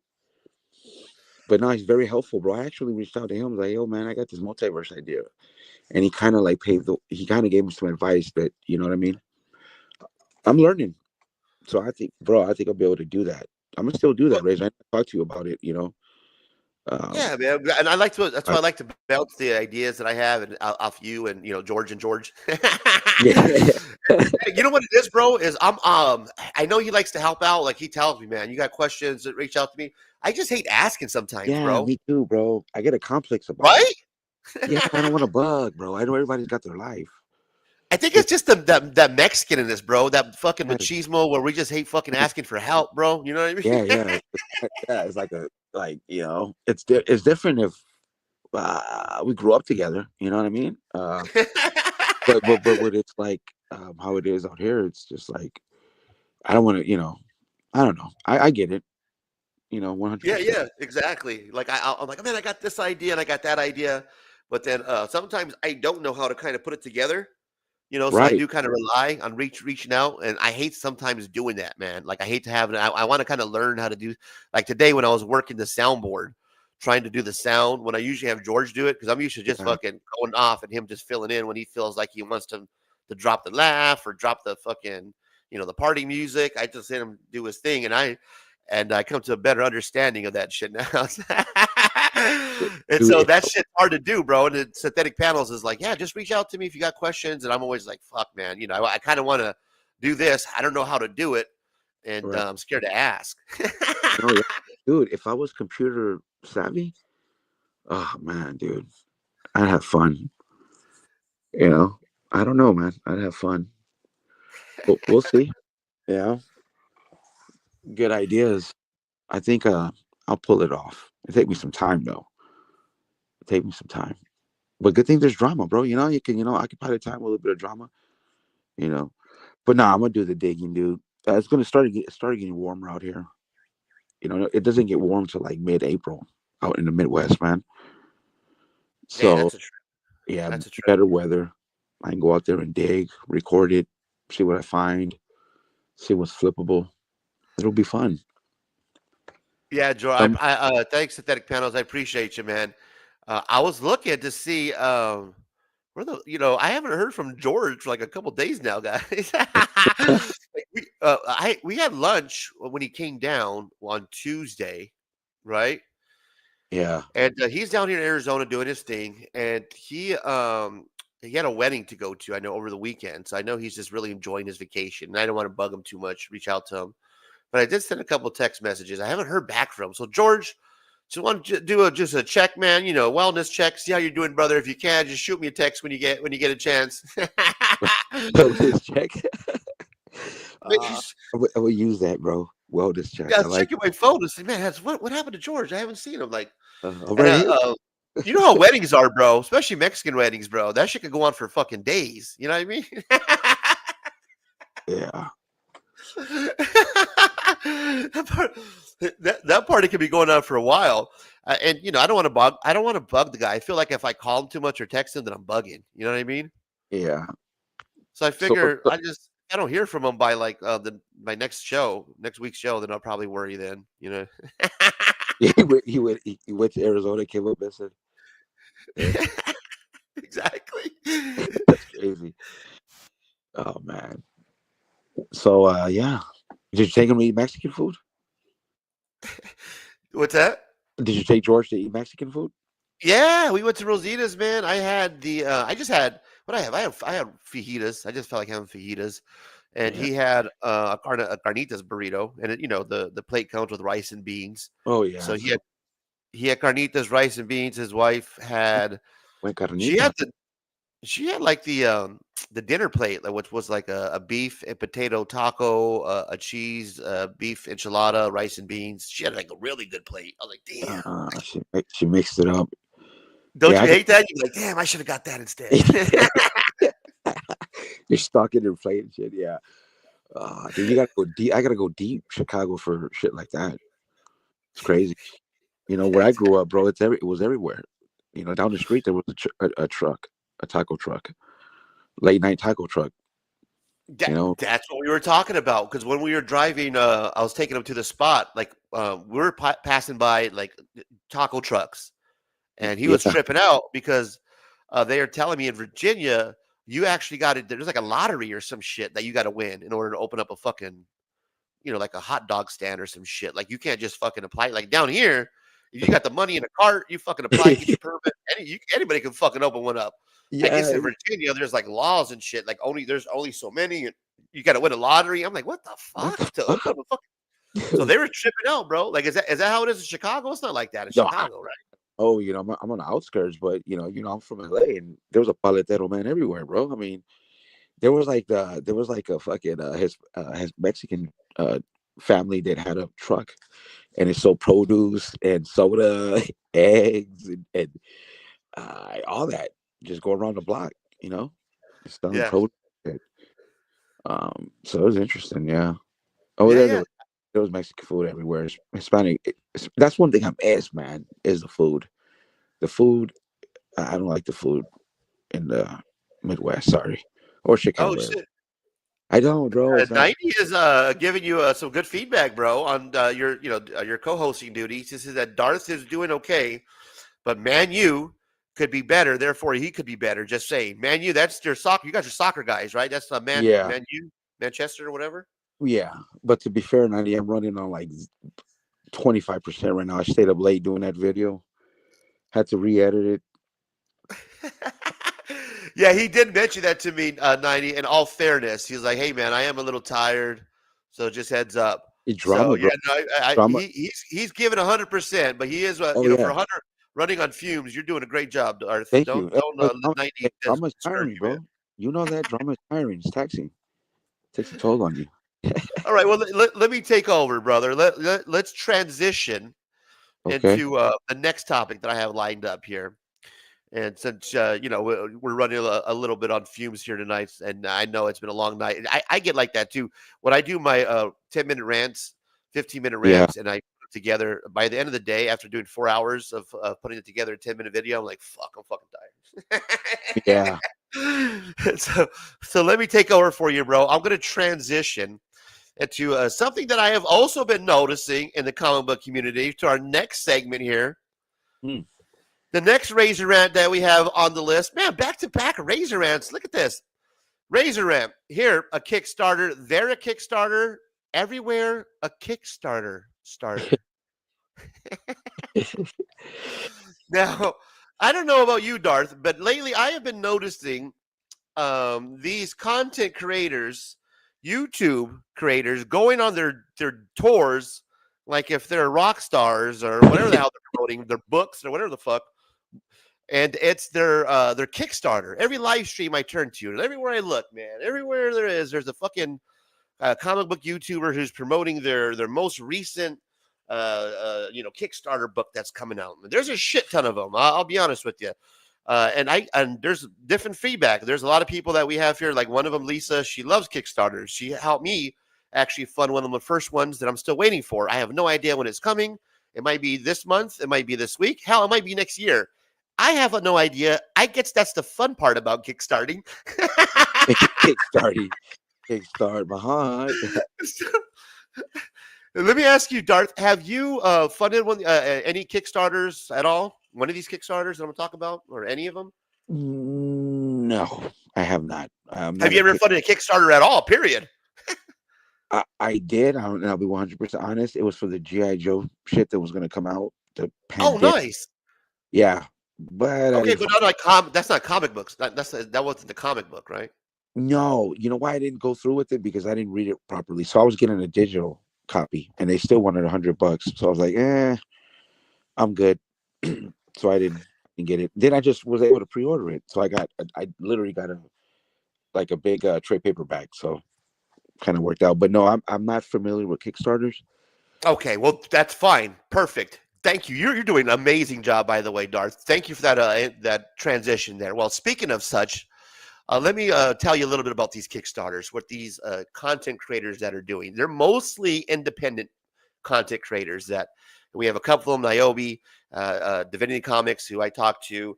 And these comic creators have their own world, brother, where these independent creators, they so much drama, so much hate that they create in their own world to sell and push their comic books, because that's what sells. Drama sells, man. We all know it. Jerry Springer. I did a joke earlier about the guy that told me I need to stop doing so much drama and talk about stuff, not related to drama, like WWE Raw, which I thought was hilarious. True story, by the way. So what a Kickstarter is, it's a bunch of independent comic book. A lot of independent comic book creators use this to kind of boost their whatever that they're creating, which is usually something that they push off as revolutionary, mind-blowing indie comic experience, right? It's going to be the next, fucking Watchmen or whatever, right? Give me thousands of dollars and I'll send you these cool variants, and fucking next week, next month, 5 years from now, I don't know, you'll get them though. I'll promise you somehow. So that's what they do. And they have a certain time period that they'll run the campaign. They'll go on these tours because they have so much money that they put into starting a comic book. So X amount of dollars they put in. Some of them will write and draw their own comic book. Some people will hire others. They'll have the story, or they'll just want to make a comic book. So they get together with other people. Well, depending on how you put it together, it's going to depend on how big your budget is for this comic book. Different campaigns have different budgets. So you'll back a budget and you'll see that this guy's goal is different from this guy's goal. What makes them successful? I really don't know, to be honest with you, but I do see these guys constantly going on promoting their comic book so many days. Niobe, he's one of them. You'll see him. Today's the last day for his Kickstarter. We have Comic Journey, who's another one running his Kickstarter campaign, right? Yeah. And of course, we have Brian LCS, the famous Dr. fucking comic book bro that always keeps popping up in my comic book haul videos. Did you see I got another copy, Darth? Bro, I'm going to say something controversial. I think it's a sign that peace could be possible. I got another one, bro. He fucking won't go away. Bro, I can't get rid of the guy. I got the one signed by you, Hillman, and Wahoo. You know what I mean? I got it signed, so I have that. Now I got another one. Here's the thing: there was 250 of those produced. I have about a good percentage of them, and I didn't have to pay for not a near one of them. And I promised you. You guys don't even have to pick up the second one. I will do a haul video in the coming months, and I will guarantee you one will pop up. I will ship it out to you way less than you have to do to back the folks at Kickstarter. I will start collecting them. If there's a second print, bro. He's got to make a second print, bro. He's got to make a second print. It's funny. funny. I seen him do this fucking interview where he was talking to the guy who did the cover or some shit, dude. Yeah. And they're like, yeah. He goes, Brian does this shit, all puckered up. Well, I didn't want to do more than one cover. I didn't want to do like 400 variants. I laughed my ass off, bro. I was like, I'm gonna send I did this shit. I might send it to get flagged. Yeah. Who's gonna buy 400 different variants of fucking Doctor number? Nobody's gonna buy that shit, dude. You know what? I'm gonna read it. I'm actually read it. I read Niobe's first issue. It's not bad. Okay, fair enough. So here's what I did. What did you do? And I'll get to the comments here in a minute. I'm purposely not looking at them so I can get to the segment. So great question. Here's what I did, right? Yeah. Things that make you go, So yeah, I think, okay, these are three guys that are pretty much known in our circle, in that comic book community award circle that, I kind of frequent and tiptoe into every once in a while. Yeah. We know Niobe. He's been on the show, right? Right. Yeah. We know Comic Journey. That was our guy, at least my guy for a while. Broke my heart. I got good political relations with Comic Journey. Yeah. Yeah, I did the racist or not racist, calling out Papa Willie, making fun of it, and of course I got thrown underneath the bus for his failed attempt of a Kickstarter. Okay, stand on it. See, this is why well, that's what happened. And then that's what happened. And then we have fucking Brian LCS, the godfather of the comic book community, the guy who runs the fucking award show, right? The Taco Bell War. Yeah. 3 different guys, 3 different comic books. So I figured, here's what I'm going to do. I'm going to go ahead. Let's look at the numbers. Let's have a little fun tonight, right? No way. I know Niobe's is almost done. We'll pull it up. This was as of earlier today, like I think 10 o'clock my time, maybe even 11 o'clock in the morning when I pulled these numbers. And I wanted to find out, okay, we have the godfather of the comic community who runs the award show. His book's got to be big, man. People got to be backing that guy because he's the guy that runs the award show. He gets a lot of fucking publicity. He got, he's the godfather, man, right? I guess. Yeah. And then you have, of course, a Comic Journey.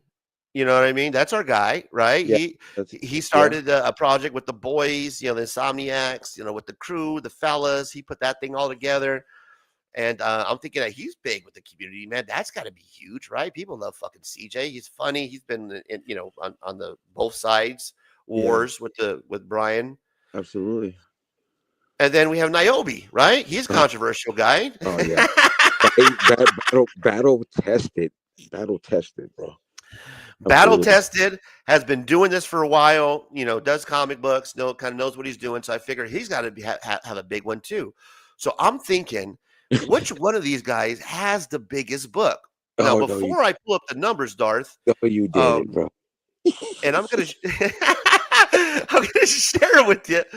And I guess, and I want you to help me guess here with me. I guess that the biggest numbers would probably be Brian LCS simply because he is the comic book, the godfather, man. He fucking does the award show, right? Okay, hold on. Okay, who would you go for? Who was you out of those 3? Who you think will have the bigger fucking number for? I'm glad you asked. I'm going to go with the dark horse. I'm going to go with Comic Journey. I think Comic Journey, like we just said, it's like, as neutral as can be in the community. Messes around with the big timers, the big channels, and he truly genuinely fucks around with us down, the small crowd. He's well traveled through the multiverse. So I'm gonna go with Comic Journey, bro. Dark Horse. Okay, I'm gonna put on my mic a little higher too, so I don't have to look down when I'm doing this. You're gonna go Comic Journey. Yes, comic. Yeah, you can't. That was I'm thinking that too, right? Because he's a fucking he has the backing of the community mainly. He got a lot of people that rock with him late night. He's been doing his show for a while. John Lennon give peace a chance. Lisa's gonna say Niobe. Christian's gonna say Niobe. Niobe's going to say somebody I've never heard of. Is that Brian LCS? Lols? I don't know. Well, Niobe, who do you say? Are you going to be bigger than those two, or is it Comic Journey? We got mostly people are saying that you're going to be bigger, Niobe. Yeah, Lisa's she knows about the Kickstarter stuff, so she might be on to something, huh? Lisa knows, bro. When it comes to the Kickstarter, Lisa knows. So Yeah. let's go ahead and without further, you got he says I got Biggie. Okay. I don't think he made a comic book yet. Is he making a comic book? I don't know. It'd probably be good. It'd probably be good. It would be good. If Niobe's comic is in comic shops, right? I don't know. I have no idea. Ask him. Hey, Niobe, is your comic in comic shops? He said it is. NWO for life. So let me share with you guys what I have here. You actually did the number. Nice. I asked the question. Let's put these three to the test. Niobe Outbreak number 4. We got the Doctor number 2. I don't know if that's the right cover or not. I don't really give a fuck for the Doctor. And then we have the Shift Project. Shift Project by Comic Journey. Doctor by Brian LCS, The Godfather. I hate saying that. And Niobe Outbreak number 4. Question is, which one of these is going to be the biggest backing project? Things that make you go. Things that make you go. Interesting. Here we go. So, first place, we have Niobe. 9,000. This was as of earlier today, Niobe. So the number obviously is going to be wrong because as I was watching about 10 o'clock, 11 o'clock, grabbing these numbers so I can do this cute little slide. So please like, comment, subscribe if you like what you're seeing. I'm sure the number has went up because as I was watching Niobe, the number literally was increasing as I was watching. So as of this morning, 10, 11 o'clock my time, Niobe Outbreak number 4. Niobe returns in the 4th installment of this epic 5-part miniseries, issue 1 to 4. This is the 4th one. Take a look at it. It's doing amazing. 9,643 pledged so far. His goal was 509.07. I'm looking at. Maybe I'm reading it wrong. I don't know. 246 backers. He has 31 hours left. That was earlier, a good almost 12 hours ago. So that time has been shrunken, and I'm almost positive he's probably over 10 grand, at least if not close to that.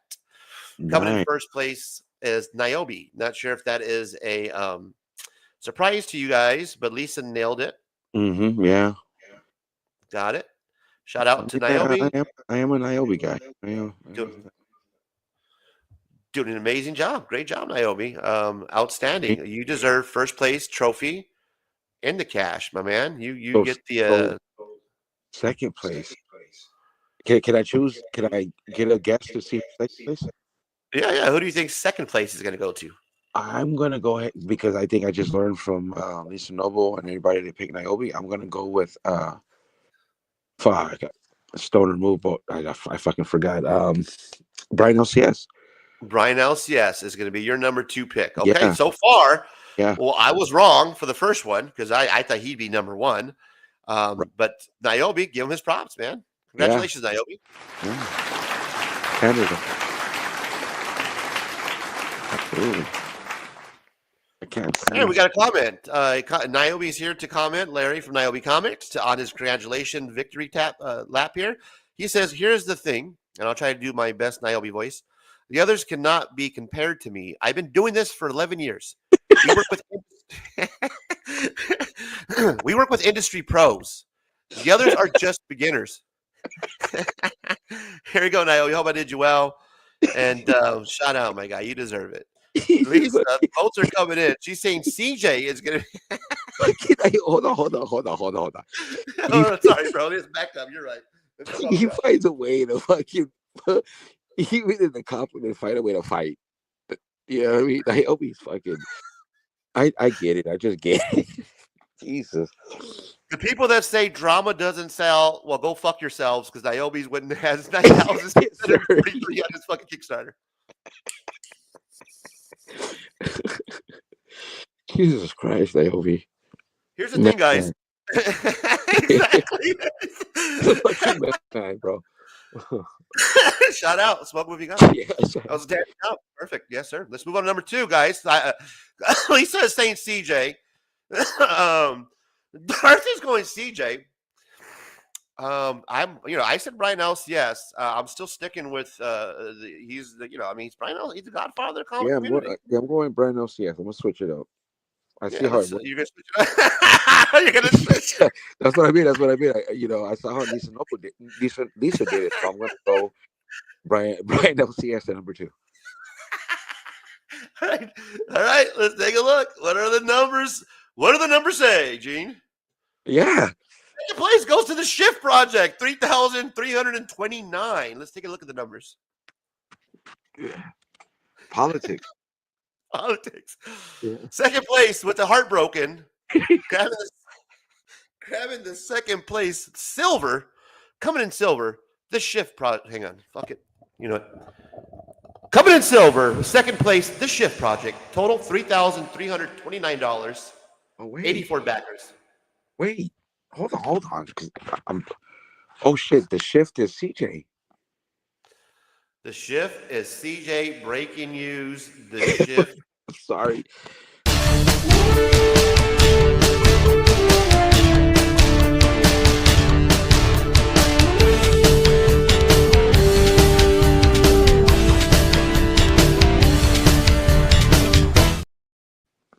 Wow.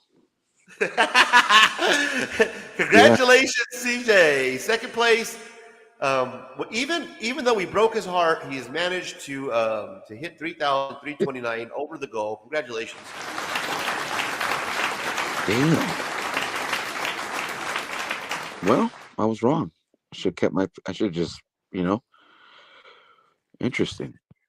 Interesting indeed. And 3,000, not bad. I mean, I got to say, that's not bad considering he overcome his goal. And his heart was broken. He threw me underneath the bus, and his project's still good. And one thing that I did tell CJ after the whole, racist or not racist, I had a conversation with him, and I was quite honest with him. He's like, "Oh, this is going to hurt me. People are going to back out. I'm not going to hit my goal. Blah blah blah." I said, "Look, CJ, drama sells. Look at Naomi. He does amazing jobs. What he does. I guarantee you that you are going to not only hit your goal, but you're going to go over your goal. And it's all because of the drama that I cause. I'm going to get thrown underneath the bus, right? I'm the guy who's going to look bad because the comic book community, they're going to show love. They're going to support you because they love you. They hate me. Trust me. You're going to do amazing." He's like, no, I promise you, it's not going to. It's not going to happen. I promise you. You don't know. I'm like, bro. That's pretty good. That's pretty good, right? Razor, you fuck me, Razor. You don't know. I'm like, bro, you're gonna do amazing. I promise you. Drama sells. Actually, pretty good. And I told him, I go, here's what I want you to do, CJ. After this thing's over, I want you to give me the numbers. Do you come back and you tell me exactly what the numbers were from the time that video dropped to the time after, and you let me know if those numbers did not fucking double or triple from that drama. I promise you that those numbers were fucking double or triple. And I still implore him to come back and show me those numbers, because he swears that it wasn't going to hit his goal, and I'm not even going to do it. People are going to cancel. It's not going to happen. I'm like, bro, calm down. They love you. They hate me. You're going to do great. I promise you right now. Earlier today, it was at 3,329. That was number 2, taking in the silver, even with his heart broken. You got TJ. Congratulations.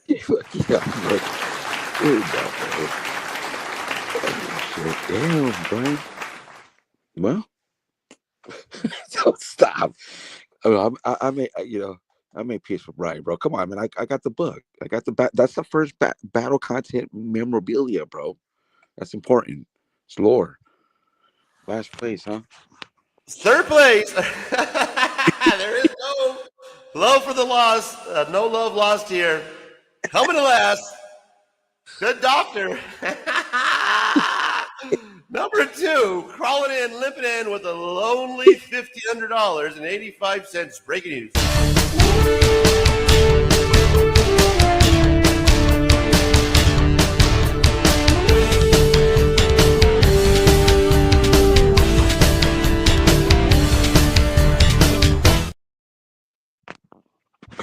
Unfortunately, there is no coffee for closers. Hey, loser! It's definitely Well. not acceptable. No, that is not acceptable! Well, And there it is, guys. Over to the top 3. The comic book community, here at Kickstarter, they're a Kickstarter. Everywhere Kickstarter. I'm sure I pissed a lot of people off.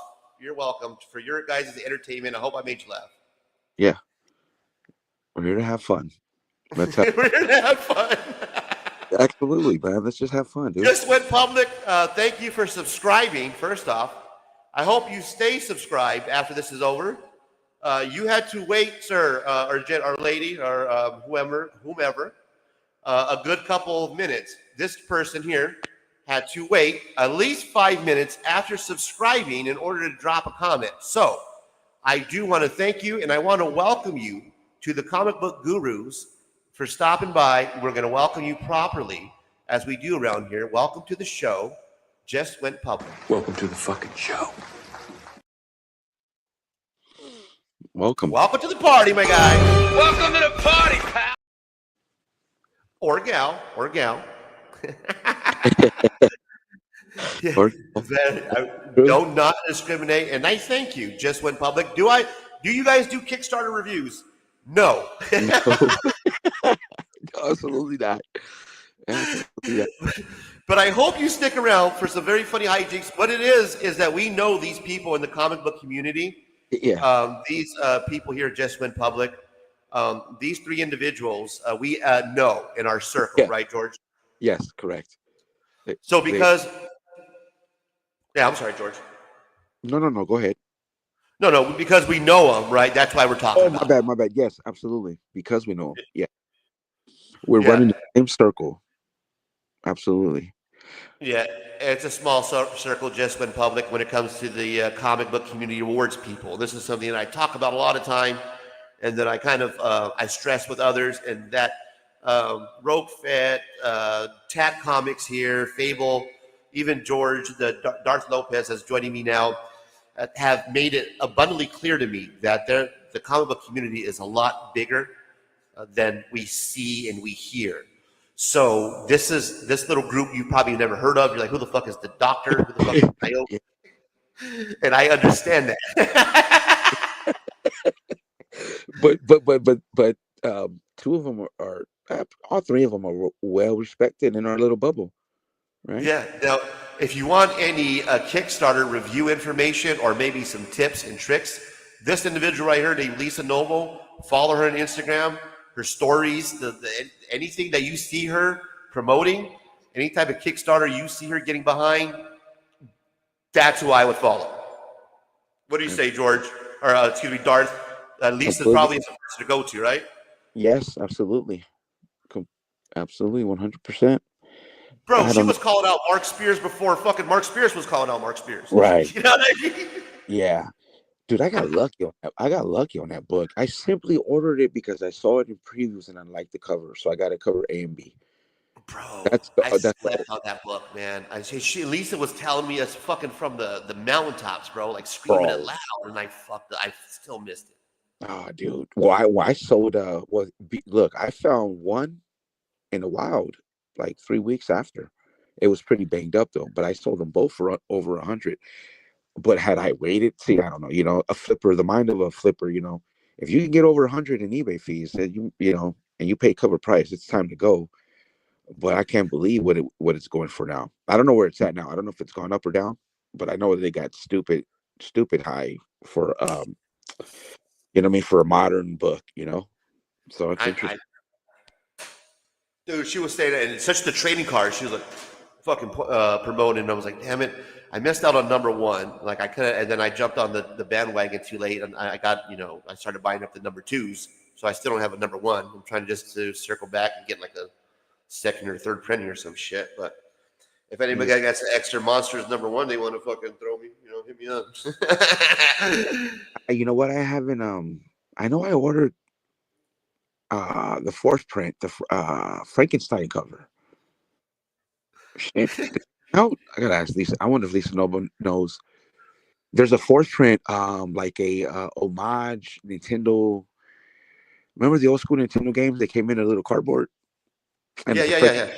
the Frankenstein homage to it. So I No think I ordered. shit. That's dope as Yeah. fuck, bro. I'm gonna pull that up here in a minute, but I don't want to slow down the show. But this is funny right here. Look, I know of two of them that were talking about the Kickstarters, Darth.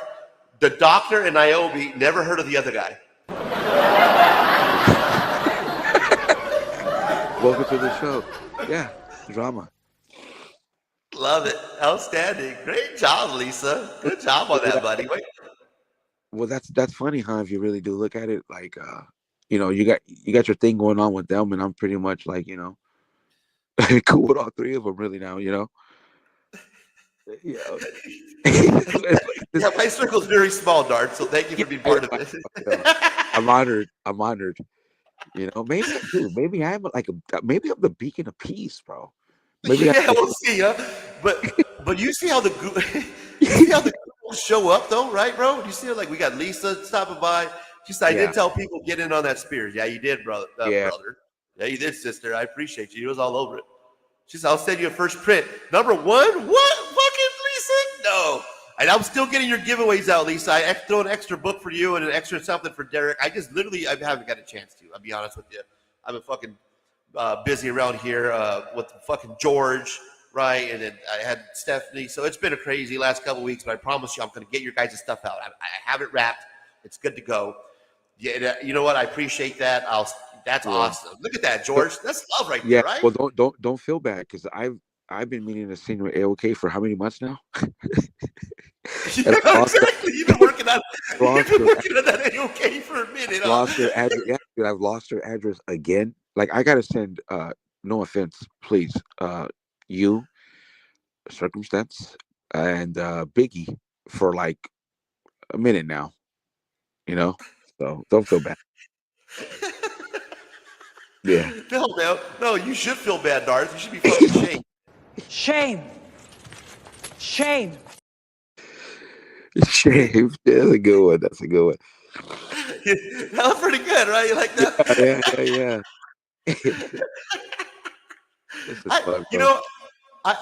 Every once in a while, man. Yeah, what I do is I'll sit here and get stoned, bro, and I'll literally think of fucking of shit of clips to sit here and just download for the show. Like all I was doing as soon as I got off of work today, bro, was downloading fucking clips for the show, man. That's all I was doing, bro. And I get on fucking just pulling up shit and just downloading it. Like, oh man, this is gonna be a funny reference. This is a sick reference. Sick reference, though, bro. Oh, thanks, bud. I mean, right? You get a rush out of it, right? Like a kick out of it. I love it, dude. It's yeah, so bro. fun. Because I learned how to would help. Learn how to edit and all that and do all this other shit. I'm like, damn, I just want to do it. You know what I mean? And that's why I stayed up so late. I'm trying to do it, and my phone locked up on me, man. All kinds of crazy shit. Storage went bad, and it wouldn't load, and it got erased videos and all kinds of crap. It kept me up to like 1 a.m, and then I'm an early riser, So, but it's fun, bro. Like doing it and then putting it together and editing it, clipping it, all that shit. It's like a little, addicting. So fun. No. I feel you, bro. I'm the same way, man. Like I'll say, like a lot of people, like, oh, I like get my videos done in a couple of minutes. Like it'll take me like 4 hours to do a 10-15 minute fucking razor rant when I put it together or whatever I'm doing, man. It does take, and then it's like, damn, you get worn out from after doing it for a while. It's fucking. Yeah. Nah, but you're getting, you've gotten better. And see, the thing with you're learning how to do both live simultaneously. Like you know how to do live and do your rants. You know what I mean? Because I've been watching you for a while. Because excuse me, I'm part of the 300. Thank you. So I could see how your skills, how they're growing and shit. It's awesome. Thanks, brother. I appreciate that. But that makes you a bigger threat because you can do live and then you can roast like literally on the razor rant. So it's like it's your double threat. Thanks, bro. Yeah. It just went public. Am I a comic shop? I wish, man. I'm definitely not a comic shop. And honestly, I take that back. I don't wish I was a comic shop. No, just that's the handle. It was Razor Comics, Razor Comics, man. We like to have fun. It's fucking a good time around here. It's what we do.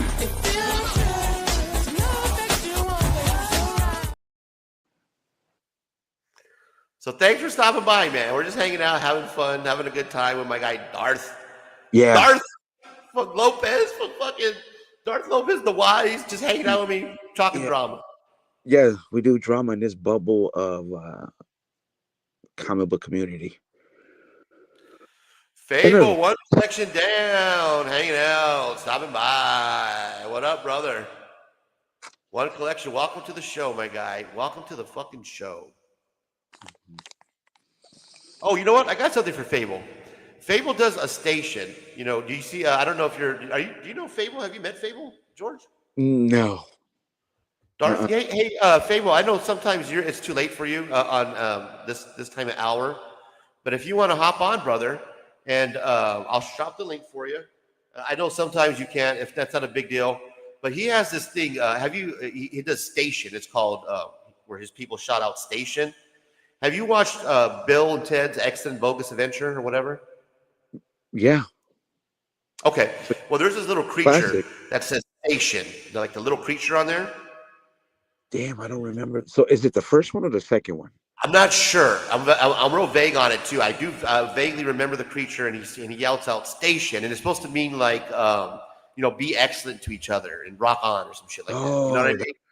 Yeah, but I can't think of the.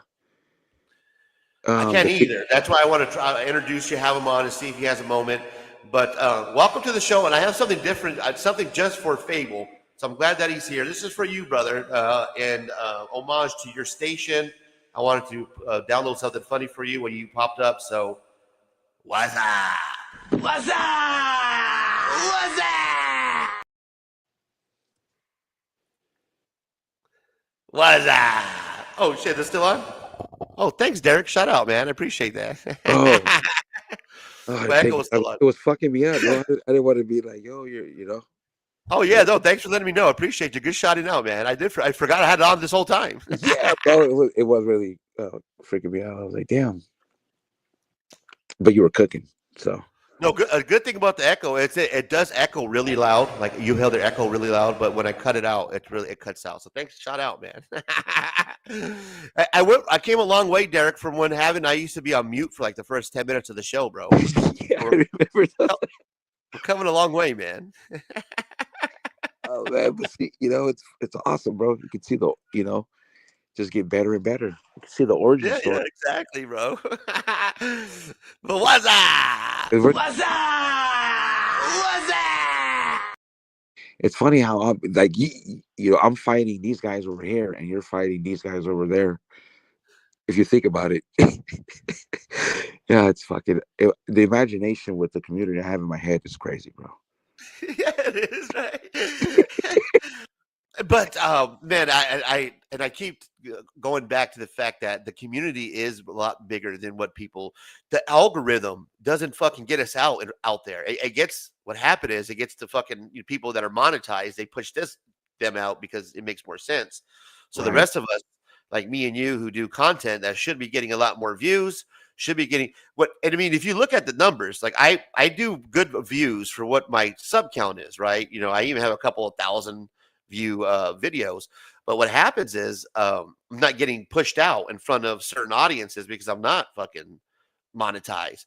So that bubble is small compared to the overall pond of people that like to watch shorts, that like to actually watch drama, people that do like watching haul videos, people that are into fucking Garbage Pail Kid, and like there's a huge comic book community that's outside of the fucking comic book community award bubble, that's outside of that top 10 new comic book day group, that get together every Wednesday, basically putting themselves in debt, restricting themselves to getting other stuff because they want to hang out Wednesday with each other and talk about the same books, which is basically what they do on New Comic Book Day. And one of the major reasons why I don't do New Comic Book Day at all, because I fell underneath that trap where I want to hang out and be with the cool kids, man, and jump on the stream and show my books off and look at this cool variant I got, this one in 25, this thick one in 100. Oh, look at this C cover, this fucking, New Comic Book Day, fucking $100. The next week, that fucking pile is worth fucking $5, $10, $20, $30. buying those same books on Whatnot for $1 or $2 next week. You know what I mean? Yeah, pretty much. It's like buying a car, bro. As soon as you take the fucking car out the lot, it's not right. Fact. you know what I mean? You know, I mean that's why like I've cut back a lot, dude. You know, and eventually I'm you know, I say that, bro, but it's like I don't want to call it an addiction, bro, but I see the covers and when I pre-order, and I gotta have this one, I gotta have that one, I gotta have that one, and all this time I'm saying I'm going digital. It don't really seem like it. Well, this past FOC I didn't order any notebooks, so you know, maybe, but I had to cut back, dude. I was doing too much, bro. I was doing like over $100 every week. Yeah, you know, that's just a little bit too much, man. Bro. And like you said, the moment you walk out, bro, you know, it drops by 50%.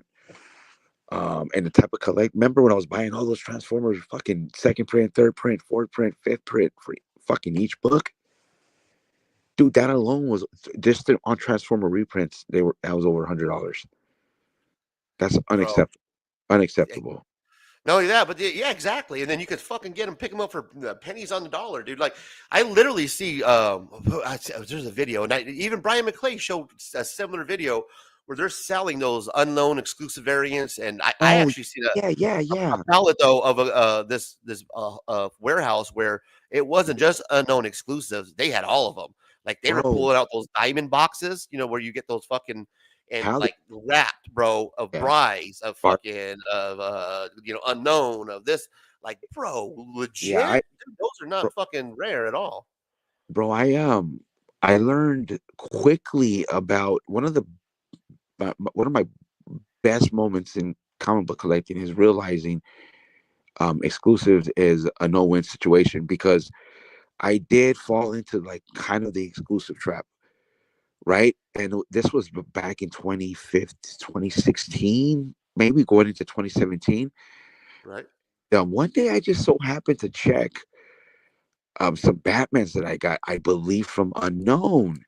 It was like I fell into that FOMO $6, I mean, like 6 cover type of variant. They weren't even incentives.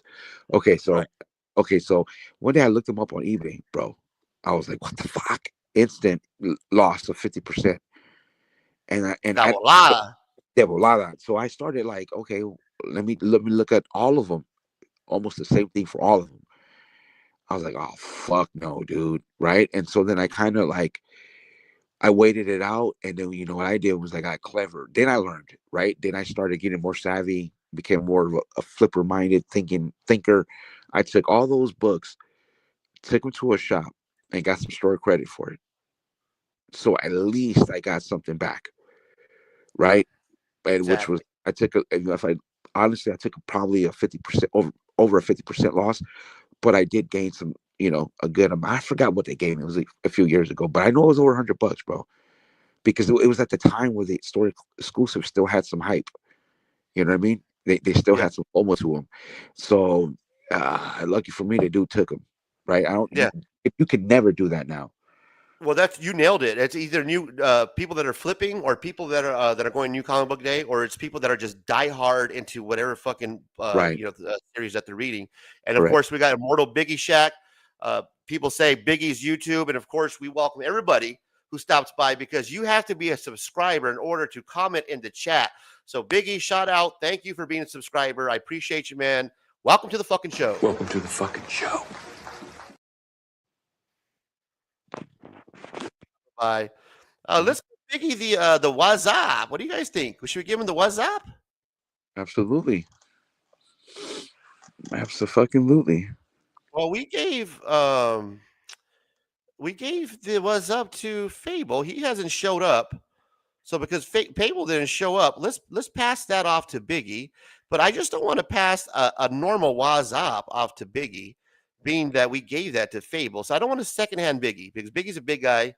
You know, of course, he'll go on his show and then make fun of my background, and of course that I gave him the secondhand. What's up? What's up? So Biggie, let me give you your own what's up, brother, to show you that I appreciate you being a subscriber and a guru hanging out. What's up? What's up? Nice. Nice. Voila! There you go. You got your own specific what's up, separate from Fables. So that Fable had his own. Let's make sure that we distinguish the two. Okay, so that way there is no drama, right? Fucking Darth. We don't want. Yeah, none. Absolutely. Good call. We don't want. So again, this is Biggie's. What's up? What's up? Okay, we established that as being Biggie's, and then we have this for Fable, who didn't show up, by the way. What's up? What's up?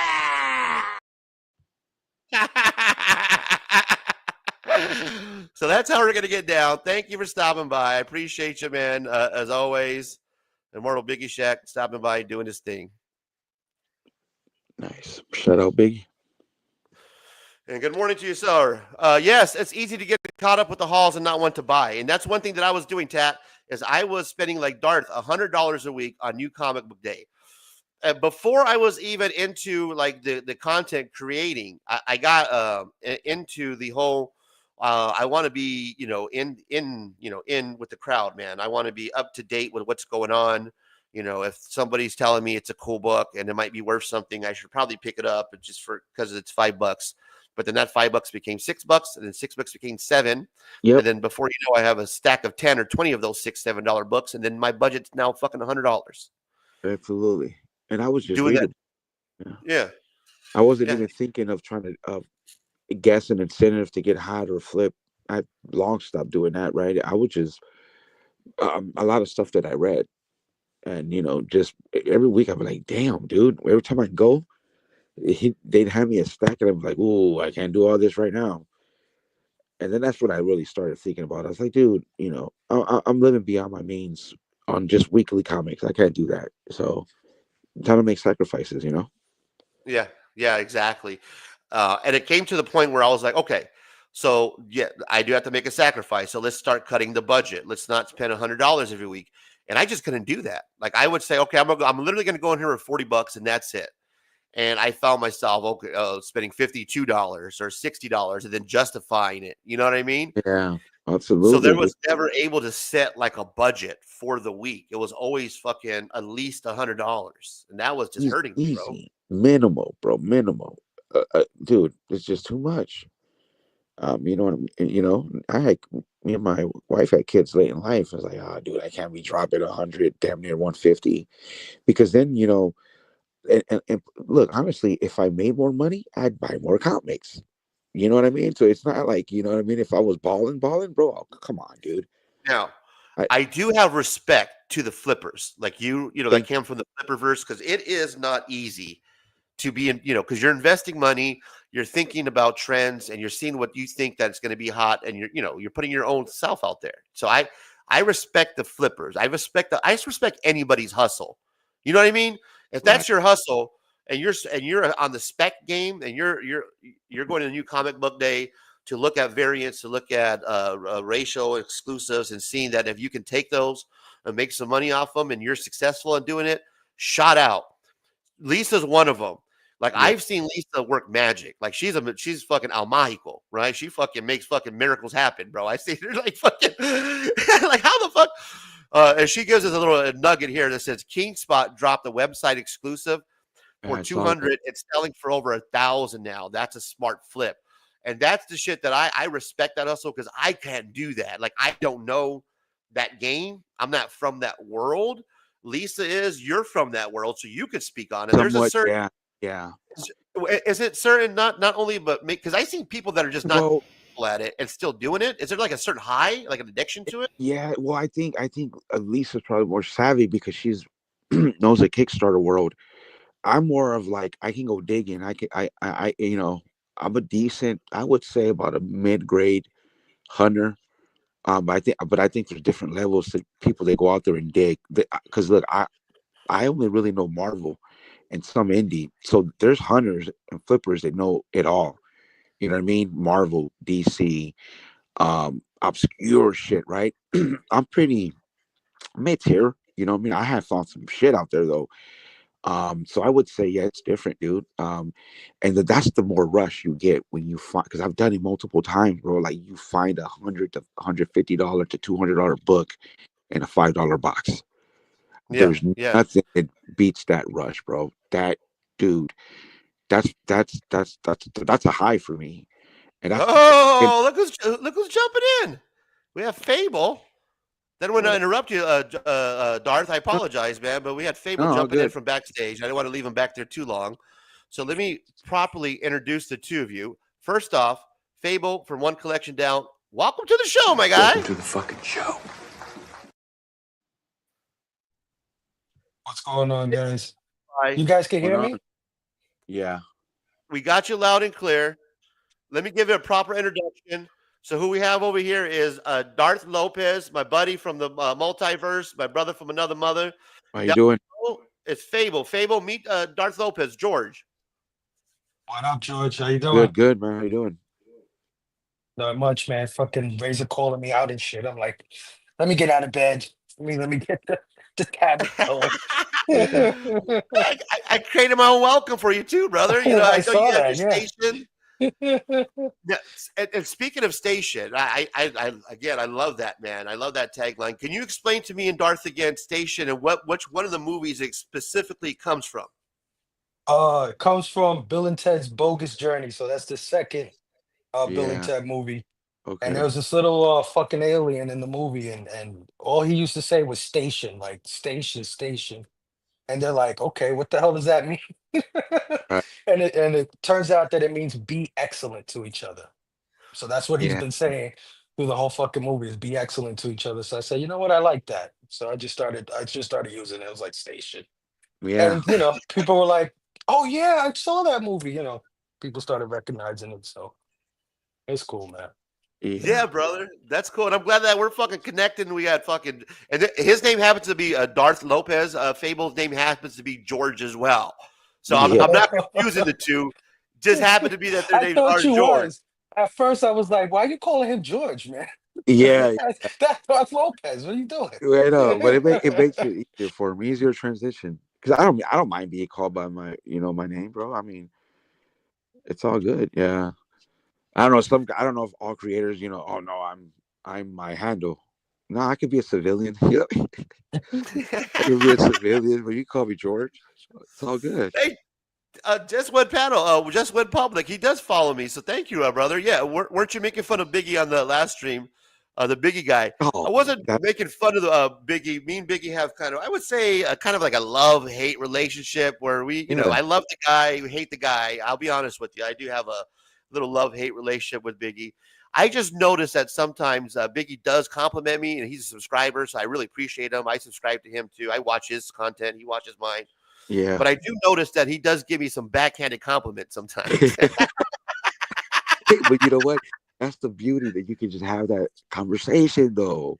Yeah, he can, right? That's why, Biggie, hey, bro, Biggie is like, when I came over to this pocket, like my guy, like the number one guy, you know what I mean? Then you, and then later Marcus. So that's kind of like, that's where I keep the circle. So that's why yeah, bro, you can have that dialogue, bro. It's awesome. You know what I mean? We don't got to be like too sensitive, right?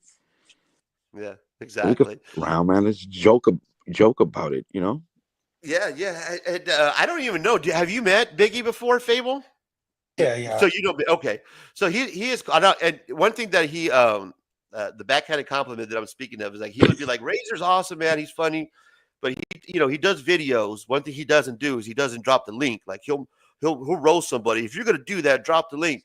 And I'm sitting there like, bro, all I do is drop links. That's I drop videos, and then on Sunday I'll fucking have a live stream, a ceasefire Sunday, where fucking for 12 weeks all I did was drop rants and live links. So people could come hang out, and we could, even the people I talk shit about, I'm like, I'm gonna drop a link on Sunday and we can fucking work it out. But nobody would show up, Biggie. I'm like, I drop links, no one's fucking showing up. No, Biggie's awesome, dude. Biggie, when I first started doing these live streams and stuff like that, because I started on Instagram. That's where I started doing my thing. Biggie was one of my first guests, man, in the beginning. We're talking about 3-4 years ago. So yeah, I Really? always It have. was your first one on one collection down, Biggie? No, not my first. Well, he might have been one of the first. I don't know if he was exactly the first, but he definitely jumped on in the beginning, like 3, 4 years ago. Yeah. So I always have respect and love for people that do that because you're giving me your time. You know what I mean? You're hanging out with me and stuff like that, and I appreciate it. And a lot of these guys are way bigger than me as far as views and subscribers and stuff like that. So I always appreciate that. Even And though I've we been, haven't hung bro. out in a while. You've been telling me, don't worry about subscribers, and I believe that now, man. Don't even Yeah. fucking. That's not even. I don't even worry about that no more. That's not even a thing. No. But you're right, bro. And hopefully we get Biggie, man. His phone's charging. So Biggie, I do drop the link, bro. So here you go. There's the link. And before I forget, because I am a stoner, I'm interested to see if this coming football season, how different Ceasefire Sunday will be. I wonder if some of the combatants will get on, and it'll be interesting. Probably not, because probably not their makeup, but that'd be interesting. Yeah, it's gonna be interesting. Are you saying that I'm saving up rants just for Ceasefire Sunday to see if anybody's gonna jump on Ceasefire Sunday after I ran? That's not what I'm doing. I absolutely think that you've done enough ranting to see if somebody might come on. Right, exactly. Exactly. So I mean, Well, that's where we're doing the hall thing now on Sundays, where it's the Super Hall Sunday, and hopefully Fable, you can stop by. I think you were there last week, the chat hanging out. So thank you for the support, brother. I see you, man, and I'm trying to do my best because trust me, I got shit from George. I even got shit from Darth Lopez, the other George. Like, how come you're not watching my and liking my? I fucking like your video and what's up, bro? You don't fucking. I'm like, man, I'm trying, bro. I apologize, man. I'm fucking trying. I need to be more supporting to you guys. So you're right, Darth. I need to be fucking watching your videos. It's all good, bro. I got a whole crew of guys that do content and all that, and I hardly catch some of their shows, so don't worry. No, I know, right? It's like, oh, dude, I remember I went a few stretches, just accidentally not watching Razor or hit it or giving a like, and I was like, oh damn, I forgot my guy, and I had to go back and like a few. Yeah, but that's and what it is. Well, me and Razors, because we fuck with each other, bro. We talk, we text. We're homies. We're friends. So it's like I get the inside, So it's like, it's like with CA, dude. It's like with Comic Journey, dude. It was me, Comic Journey, and Biggie, and it got a little real. It got a little like shots fired a little bit, bro. It got a little tense, like if we were shooting BB guns at each other. You know what I mean? Boy, that like an Anchorman. Boy, that escalated quickly. Yeah, it was getting a little awkward and shit. So, it's interesting. I kind of lost my train of thought right there.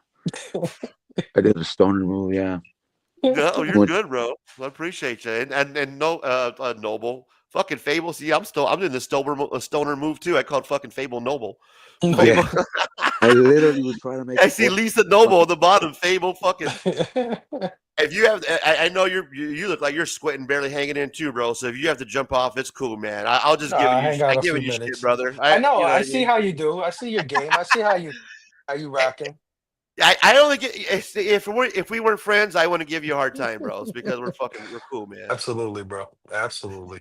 Like I told you, man. Like when I first met Razor, I mean, I've been following him for a little while. Checking out all the shenanigans that he gets himself into. Yeah, dude.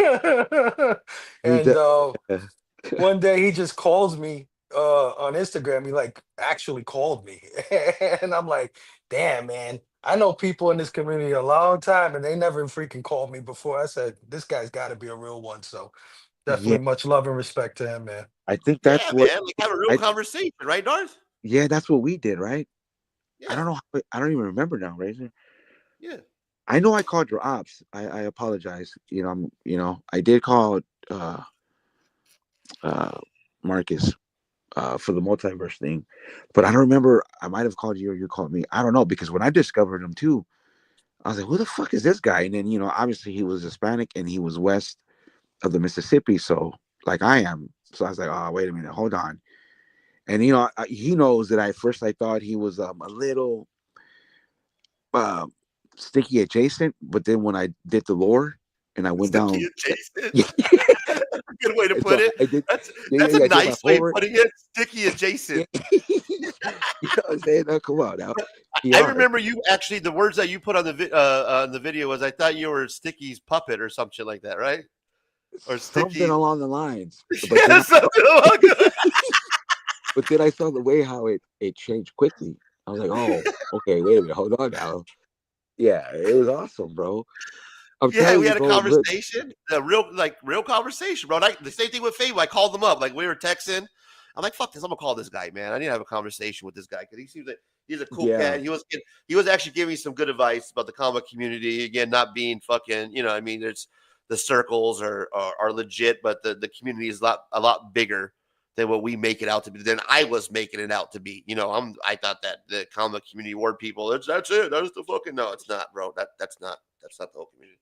So Fable is one of the ones that first to school me to that, you know, along with Scotty and fucking Rogue Fit and, you know, yourself and others. So yeah. having those conversations that, you know, I was like, cool, I got to call this guy because I want to hear what he's got to say. You got your squad, bro. I mean, in a way, we're like we're manifested from drama, Brazer. Like both of us. Yeah, it's fucking all hilarious. It all has lore, bro. It all has a meaning. Like how you started, how I started, like the new kids on the block. You Just know, went public. You did a great job today. Thank you for hanging out with the chat, man. You did an amazing thank job you. going back and forth with Lisa and everything. And he kept it respectable. You know what I mean? That's what I appreciate, man. That was awesome. Yeah. Yeah, man. Good stuff. You know what I mean? The Kickstarter was funny. It was. It was. We'll see if we get. Segment. We'll see. We'll see what happens with the. You know, with the optics on the cliff and stuff like that. Well, I mean, Oh yeah, the blowback that I'm gonna get. I'm sure I'll get it. Bro. Well, dude, I trolled. You know what? I trolled the Yeah, chat. I'm sorry. Go ahead. Go ahead. Well, Oh, I mean, all I was gonna say is no matter what I do, I put mature content on the thumbnail. I put comedic purposes. I try to do it as late as possible. So no matter what I do, bro, I'm gonna hear. You know, there's and thank you for you know covering me, Darth. Like I need an anchor, man. That's why I like to have George on here because he not only helps me with the show, but he keeps me anchored, and I need that because I can go off and fucking. No, I dude. think you're doing an amazing job as sitting in, co-hosting. Yeah, no, we Big Fable, he's doing a great job, right? Yeah, awesome. Yeah, Awesome. thank you, Oh, thank yeah. you. Yeah, no, we couldn't, you know, because I literally just went and again, like I don't really watch clips like that or anything like that, right? I know of him because he's kind of in that bubble, that multiverse. But I literally did troll his guest, you know, on some personal. Yeah, you know what I mean, bro? I sent the $4, what, $5, like $7, $5 one. Super chat. Yeah. Yeah, I let it be known, bro. You know what I mean? So it's like, you know, and then so once I saw what you did, and I thought it was fucking hilarious, I was like, okay, I got to make sure they, you know, because I don't assume that Bubba watches, but I think they do. I did the same thing today in Rob's Fat Stacks fucking chat when he was doing the giveaway. Oh yeah, I did a shout out to the Great Legend Show. I put Razor in capital letters because that's what he did when he was fucking trolling me. He put Razor hates white people in capital letters. Oh my So God. I put in that stream. That's what the Great Legend Show put in there, the Christian guy. So I put in the stream this week. That was 3 weeks ago. So this time I put Razor loves everyone in big bold letters to say similar to what he did, trolling him. And then what I put was I did a super chat, you know, $2 super chat. This is a great show. It's very welcoming. And then I shot it out Great Legend. I said, shout out to the Great Legend Show, man. You know, good looking out. Because last week or 3 weeks ago, he also put another comment. And this is one of the ones that stayed. A lot of them got removed because they were just horrible. There was like Razor hates all white people. Razor worships Satan. I was like, really? Wow. I worship Satan? Like, how did he know that? Like, how? Hey, dude,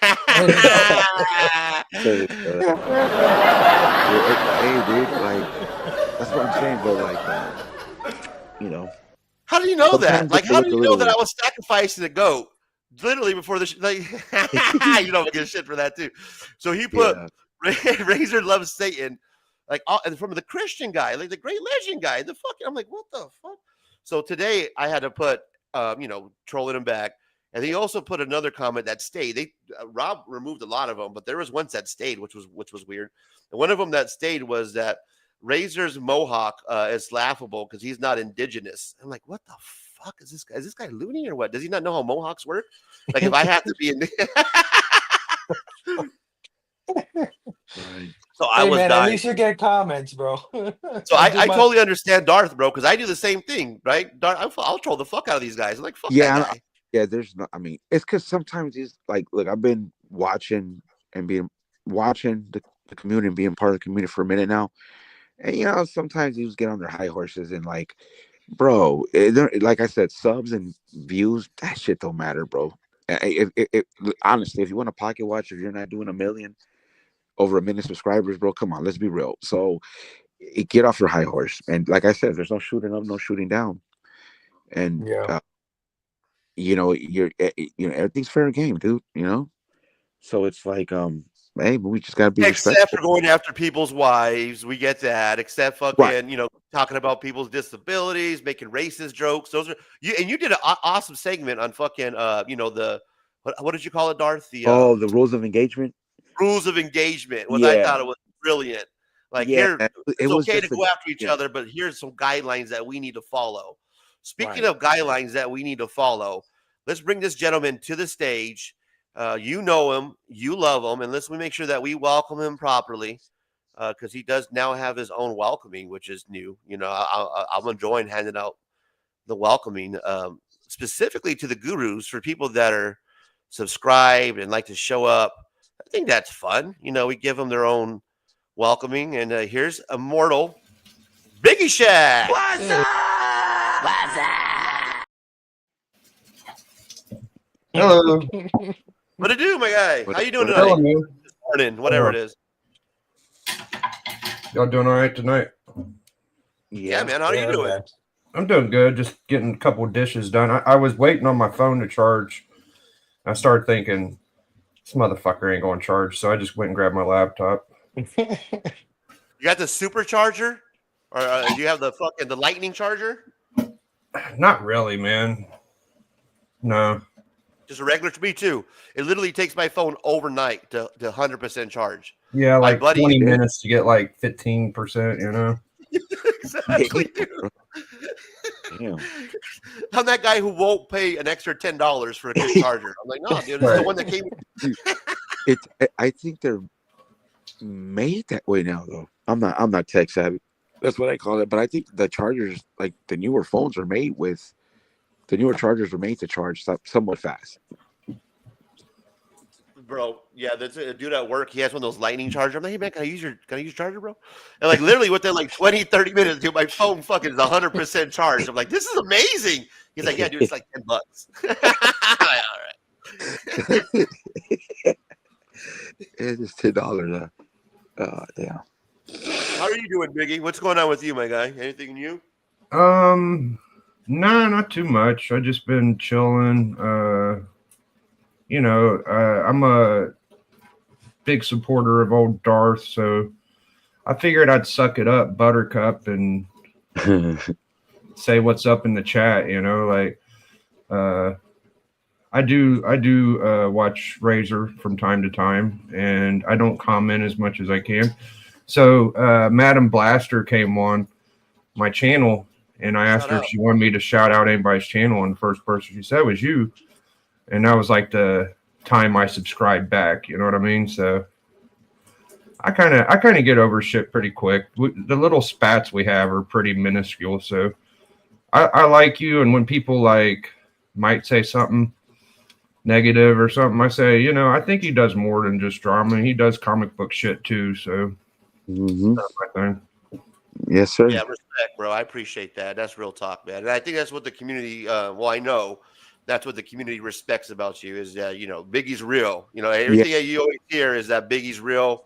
100. He's one of the real ones that you have a conversation with him. He's going to tell you what's on his mind. He puts it together, words it brilliantly, better than I do, obviously. And that's one thing I always hear from anybody. Feedback is that Biggie's real. So I appreciate that, you being real about that, bro. And thank you, man, for hanging out. And we haven't had any crazy feuds. We I call it love and hate relationship because I love them. Sometimes I hate them. I know, dude, that is just funny. Like, it's funny, bro. Not funny. Well, to me, it's like it's just personality, bro. But it is funny. I fuck with both of you guys, bro, and it's like, damn, dude, I come on. Well, here's the thing, man. I promise you, the ones that smile on your face and tell you you're the best fucking person, those are the motherfuckers in the back talking the most shit, my friend. Yeah, probably so. Good feedback, man. Good. Yeah, if you get a little tit for tat, at least, and it doesn't go extremely comfortable. You know what I mean? Yeah, it's been more respectful. I get it. Yeah. And I see it feels like Biggie's a good judge of character. Like anytime I watch Biggie's show, it's a pretty good judge of breaking down a person's character. I've noticed that about Biggie. So yeah, when I hear you talking about other people, or at least giving your opinion, you seem to be kind of spot on and know how to kind of fill people out. Like you're a people guy. Like you know how to kind of fill out if somebody's bullshitting or not. And I think that's another big respect from the community. That's why they gravitate towards you, man, because you're able to. Thanks, man. Yeah, bullshit. You know what I mean? Yeah, I think everybody's pretty chill in the community, but there's also some smug, arrogant people too, and I just don't really get along with the guy. Here's my thing: like when you start treating the chat like they're your fans and you're like a fucking television show and shit, I just kind of drift away, man. I'm like, whatever, dude. Yeah. No, you're real engaging. Like you drop live, totally hang out and with the chat. Somebody drops something, you're always responding to them. So I kind of learned that watching you. One of the feedbacks that you would do is like, hey man, you got to be engaged with your comments. Like I hate people that they'll fucking not even, recognize that their fucking chat's going off. They'll just skip over it. Yeah. You don't do that. You'll always fucking pull it up no matter what's going on. Yeah, man, I appreciate it. You guys do a really good job too, man. Yeah, good looking out, bro. Appreciate you stopping by. You're more than welcome to hang out. That's all we're doing, brother. We're just chilling, fucking bullshitting, hanging out, fucking talking. Check this out, man. You know what the trip? I do get a lot of shit about doing drama. Like, oh man, all you do is talk about drama. You don't fucking talk about comic books.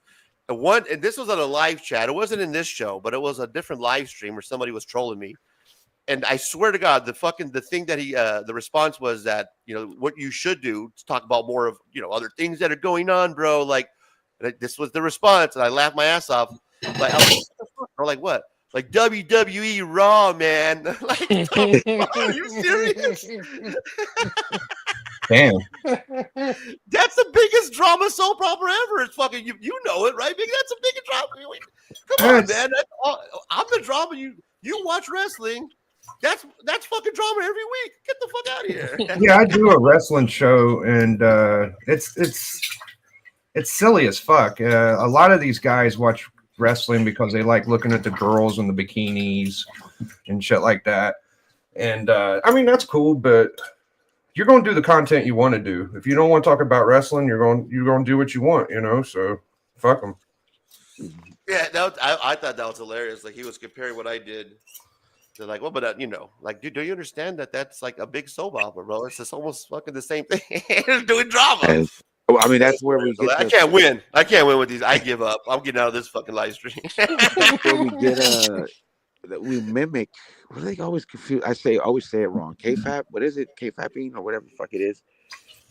We all playing a part in a way. Well, look at Niobe. He's one of the most controversial guys. You figure I thought when I was doing that whole, let's see who gets the biggest numbers. I thought Niobe was going to be like the bottom, like 2 or 3. I didn't think he was going to be in the so one. did I. Because he's a controversial guy. He's been on, right, Biggie? He's been on your shit. He's been on your show. Biggie controversial shit flying when so I was thinking, no way. There's no way. He's going to get a lot of blowback. He's controversial. Nope. Drama sells because he's almost at 10 grand. I mean, look what he got a compliment. He literally backhanded. He literally said that I got more experience than him, so I should be number one.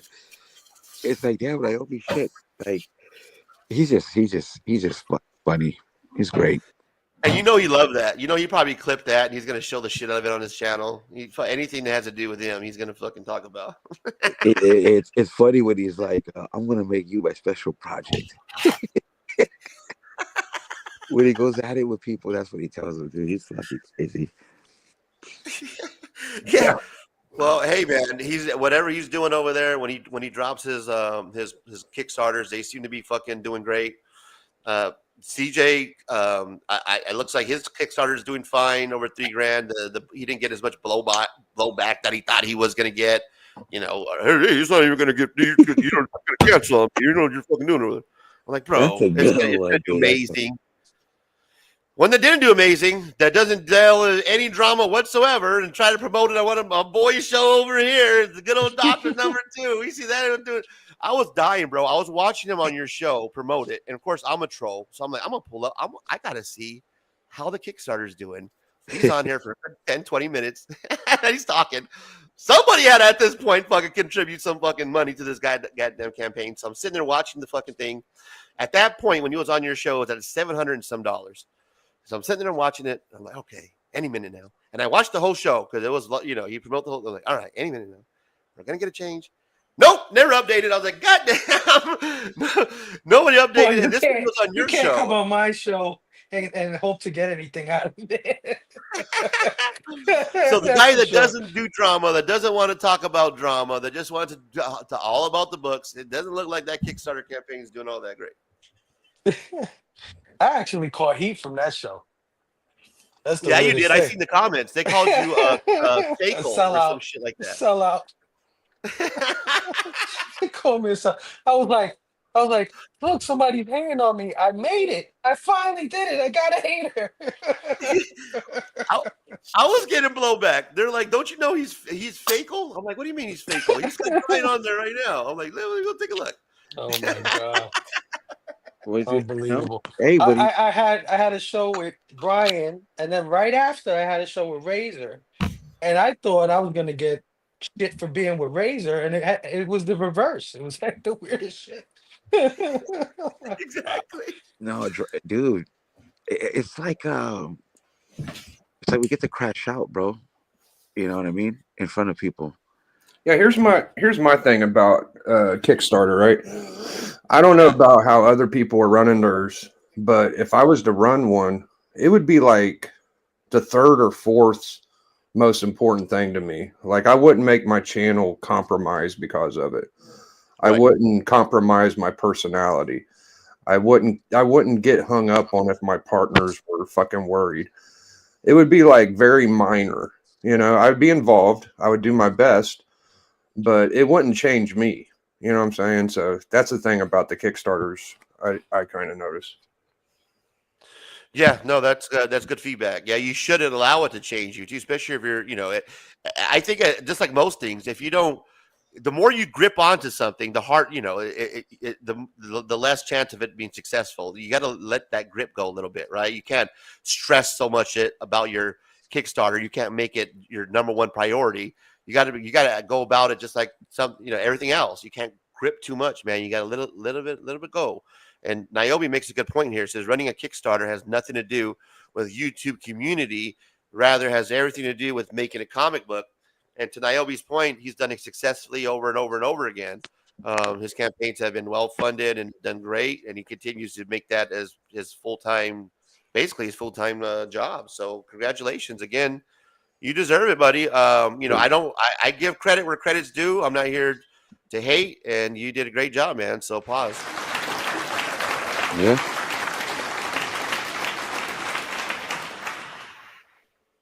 While being controversial. While being controversial. Well, That's yeah. more impressive. Tip of the hat, sir. Yes.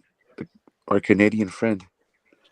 That's hard to do, man. And you show us that you're able to do. I'll be honest with you, Niobe. I did not think it was going to be that successful. Fuck and no, link is bro. in the chat. You'd be more than happy to jump on and join us, brother, and we can talk about it. But I'll be honest with you. I'll tell you straight up. I did not think that it was going to be as successful because of the history that you've had. And it goes to show what I know. I don't know. See, I love battle content, right? So I saw this dude, Niobe, handle himself really well against EVS. Like, I watched it all just for, battle content purpose to learn. You know what I mean? Well, because he's like a master at his art, man. When he goes to debating these guys, he's fucking really good bro, at and he stood his ground. And that dude, I don't watch that EVS guy. I did go back and watch him doing it to the kid across the pond, and I don't know. So, but that dude was like Gabe Niobe, and they weren't backhanded compliments. I think they were like straight up legit, right, numbers wise and all that, because you know he handled himself well, you know. So that type of shit is entertaining for me. So. Yeah, me too. I love it, bro. And I'm Yeah. glad that you're open about it and own up to it, because not everybody will. Even though obviously a lot of people do love it, but they will like, no, I don't want to watch the drama. And then all of a sudden they're watching WW, you know, or they switch to the fucking channel in the background, like, you watch drama, you fucking liar. That's what I mean, dude. If that's what happens. It's just personalities, bro. So if you're gonna scuffle verbally, that's what it is. Like verbal fisticuffs. Nobody's gonna go out here and find anybody out here, bro. You know what I mean? So, but if it gets to the point where you're gonna start literally calling people out their name, well, I mean, we might as well put some rolls on it. You know, it's not like, you know what I mean. Do some, call each other some heinous shit. But I think bitch and all that is appropriate, especially when it's personal. Yeah, right. Like there's nothing wrong with calling somebody a bitch or a puto. I don't think there's that. I think there's a lot. You know, that your rules of engagement state that as long as I don't go after somebody's wife, right? Yeah, kids, disability, racial comments. Yeah, that love's all fair war game, and love yeah. Because the even an accidental, like a lighthearted stereotype joke can be taken out of context, can be taken the wrong way, and it opens up for other trolls. You know what I mean? So that's where I think we can't really fuck around like that. Yeah, I'm Hispanic. I eat tortillas, obviously, bro, and beans. But I don't think, you know what I mean? We it's not like, oh, you can just call me a fucking, or play me that way, right? Because that opens up real trolls, opens up the floodgates, I think. So yeah, it does. And that's why, hey, Biggie, do you do this? I don't think you do this. And Fable, do you do this too? Like, my comments are restricted, like the live chats now, to where only people that are subscribed can get down in the comments. I was gonna ask you, how did you do that? I don't even know how to do that. I don't do it. Yeah. You don't do that, Biggie, right? No, I don't. I don't know how, but it is interesting. Like, I don't know. Okay, so here's what I found out. When you go to like, once you create your whatever, your live stream, and then you go into the content under the YouTube studio, and it has like all your videos listed. When you click on the left side, the customization, and you click on that, the top first or second one is the chat. And if you click on that, it says live chat, and it'll you can switch it to subscribers only or anyone, and it's defaulted to anyone, right? So what I did is I switched it to subscribers only, so that way, because this is how I look at it, guys, is like, this is a party, right? This is like the fucking house party, the kickback. You know, I'm the DJ, the MC, whatever. The bouncers are the moderators, and so it's like, you know, if you're gonna hang out at my house party, my kickback, you gotta be a subscriber. You gotta be down with the crew, the gurus. Is how I look at it. You know people what? run their channels differently. They can still watch the content and stuff, right? Yeah, they can, but they can't comment. Okay, they can't say nothing. Dude, I think that's tactically sound. I don't really see nothing wrong with that. Right. Because at least, you know, whoever's gonna come in, kind of understand there's some rules and guidelines, right? You know what I mean? It's like, okay, dude, if you want to come in and chill, we could chill, right? It keeps the trolls at bay. You know what I mean? So I think, especially when you're a controversial figure like Razor himself, you got a lot of ops out here. You know what I mean? So, you know, I think it's tactically sound. I don't know if it keeps the trolls. I mean, you could look at it that way, but it also makes people that are watching that pretend to not enjoy the content fucking subscribe. You know what I mean? Right. There you go. Yeah. Exactly. Yeah. But don't you get but then they can subscribe and then come in, troll, and then unsubscribe. So I mean, yeah, they can do. But see, the thing is, if you once you subscribe, it's not like you can automatically drop a comment. It's got to be my timer's set on the minimum, so there's a timer, right? And my timer's 5 minutes. So they got to earn their troll. They got to earn the right to take that website. You gotta sit there and watch me for 5 minutes before you control me. Again, tactically sound. You know what I mean? Right? well I get a done, bro. 5-minute head start. Exactly. Absolutely, bro. I kind of stole whenever Comic Vet was talking about his fucking 5-minute speech about the satire and it's all joke shit. Like as much as like I criticize it, like I use it now. Like I put satire in my description just because like legally it could protect you Gotta or cover some your shit. ass, bro. Ah, Yeah. I didn't think of CYA, that. brother. That's what's the most important thing. You don't want we're out here having fun doing YouTube shit. You don't want to be fucking sued or some stupid shit. No, Just 'cause fuck Well, no. yeah, I'm out here fucking calling around. dudes bitches and shit, repeatedly calling them a bitch, and Yeah. it's like, damn, Like that's like the new word, or not the new word, but I hear that a lot in the. I've never dude, heard the word sue yeah, so much ever in my life. this motherfucker, my number one ops said it, because I hate. Come on, bro, I'm comfortable saying I hate watch, so I'm hate watching the Marco from Renovision and Cliff, and he says I had to rewind it. He's like, "Why?" I think he called somebody out for suing. It's like, "Why? Hey, I heard you were gonna sue, so I got lawyers on retainer." I'm like, Jesus Christ, what a bunch of nerds. You know what I mean? Get the fuck out of here with that, dude. Like, stop, bro. Especially when Like, it's how many coming of these from a cases closet. You actually know what go that dude down? is, bro? He's a closeted troll. He just too worried about his image and channel analytics to go out there and really troll the way I would. You know what I mean? So he's a closeted troll, is what Like, Marco from Renovision is. That's something new. That's right. That's closeted troll. I don't know. It could be used. It could have been used before, but yeah. That's like, dude, stop. We're gonna sue. What are you gonna sue me for? For calling you a bitch? I'm but not saying he was no, talking to me. how many of these cases are successful? Like, how many of the times have we seen these like be brought to light? Because I want to see one. Like, I would report Yeah. on it. I would fly down to the courthouse and fucking report. Because there's the word sue is thrown around all the time, but I've never seen it happen. Hey, dude, I'm gonna call my homies back in California. I was like, hey, fool, they're suing me for what, dog? For calling him a bitch. Yeah. For making fun of him on comic book YouTube.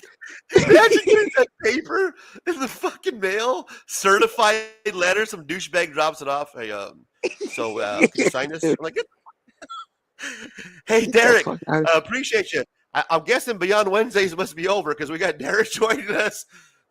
Thank you for stopping by, guy. Welcome to the fucking show. Welcome to the fucking show. We appreciate you, my guy. Thank you for stopping by. Hey, there's Joe 47771. No, that happens Yeah. during the Yeah, I'm gonna community. you'll Comic community never award have meeting. I'll never, that's stupid, I don't know, whatever. Darth, Derek is going to sue you for calling him a pendejo. But hey, I mean, I guess that's part of the game now. You can just, hey, the first person that ever attacks me in a BattleCon, I'm like, oh, okay, bro, we're suing people now, so I might just sue you. I wonder if I can pull up my fucking text messages I got from Sticky. So I got the text messages from Sticky where he's like, I'm gonna fucking sue you like at 4:00 in the fucking morning, bro. I'm like, get the fuck out of here. That's fucking crazy. Dude, I gotta pull him up. I was dying, bro. Like, and this is when before I was shutting, because now I legit shut my phone off. There's few people can reach me, and it's through my Alexa, my Echo, that they'll call me like if I need an emergency, right? Like my daughter and shit like that. So I shut the fucking phone off, so I don't have to worry about shit, because I used to get fucking Sticky, and I got the fuck. I got to pull him up. It's hilarious, guys. You'll laugh your ass off. After I did the whole, he thought I was gonna dox some shit. He was fucking text. He blew up my phone that night, that morning, 4:00 in the morning. I swear to God, I'll pull it out. I shit you not. And he's like, if you drop that video, I'm gonna sue you so hard. It was like, I'm gonna come after you and sue you. You better not.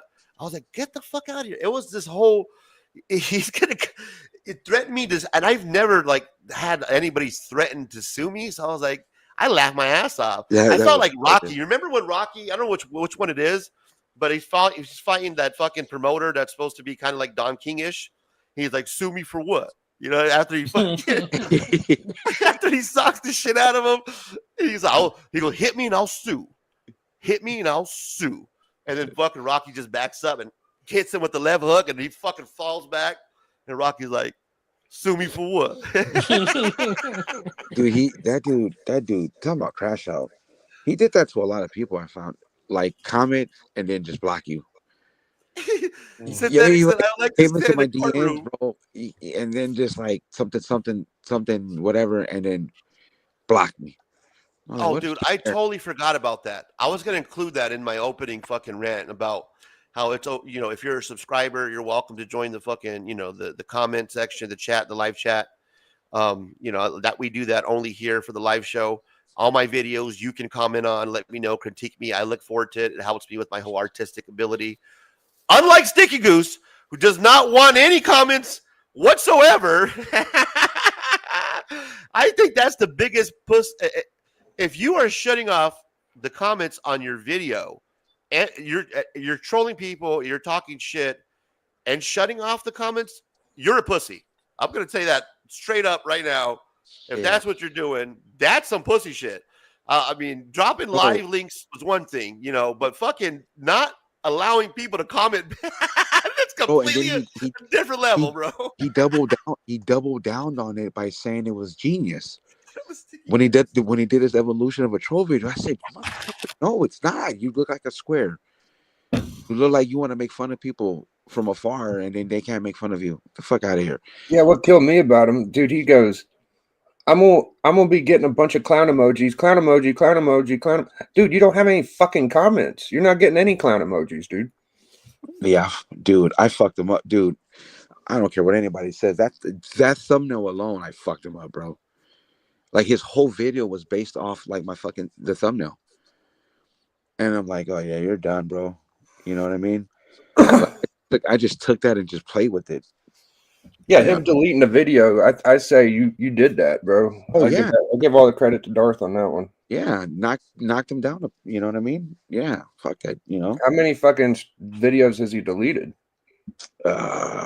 Just that one. Just that one. Okay, yeah. So here's what's funny. Joe wants me to share them. I'll share them, bro. I don't give a fuck, bro. I'll show receipts. So what's funny is that Darth, Biggie, and Fable was mentioning earlier. The first time he met me, he thought that I was kind of like a Sticky apologist. You know what I mean? Kind of like Sticky's right-hand guy, right, Darth?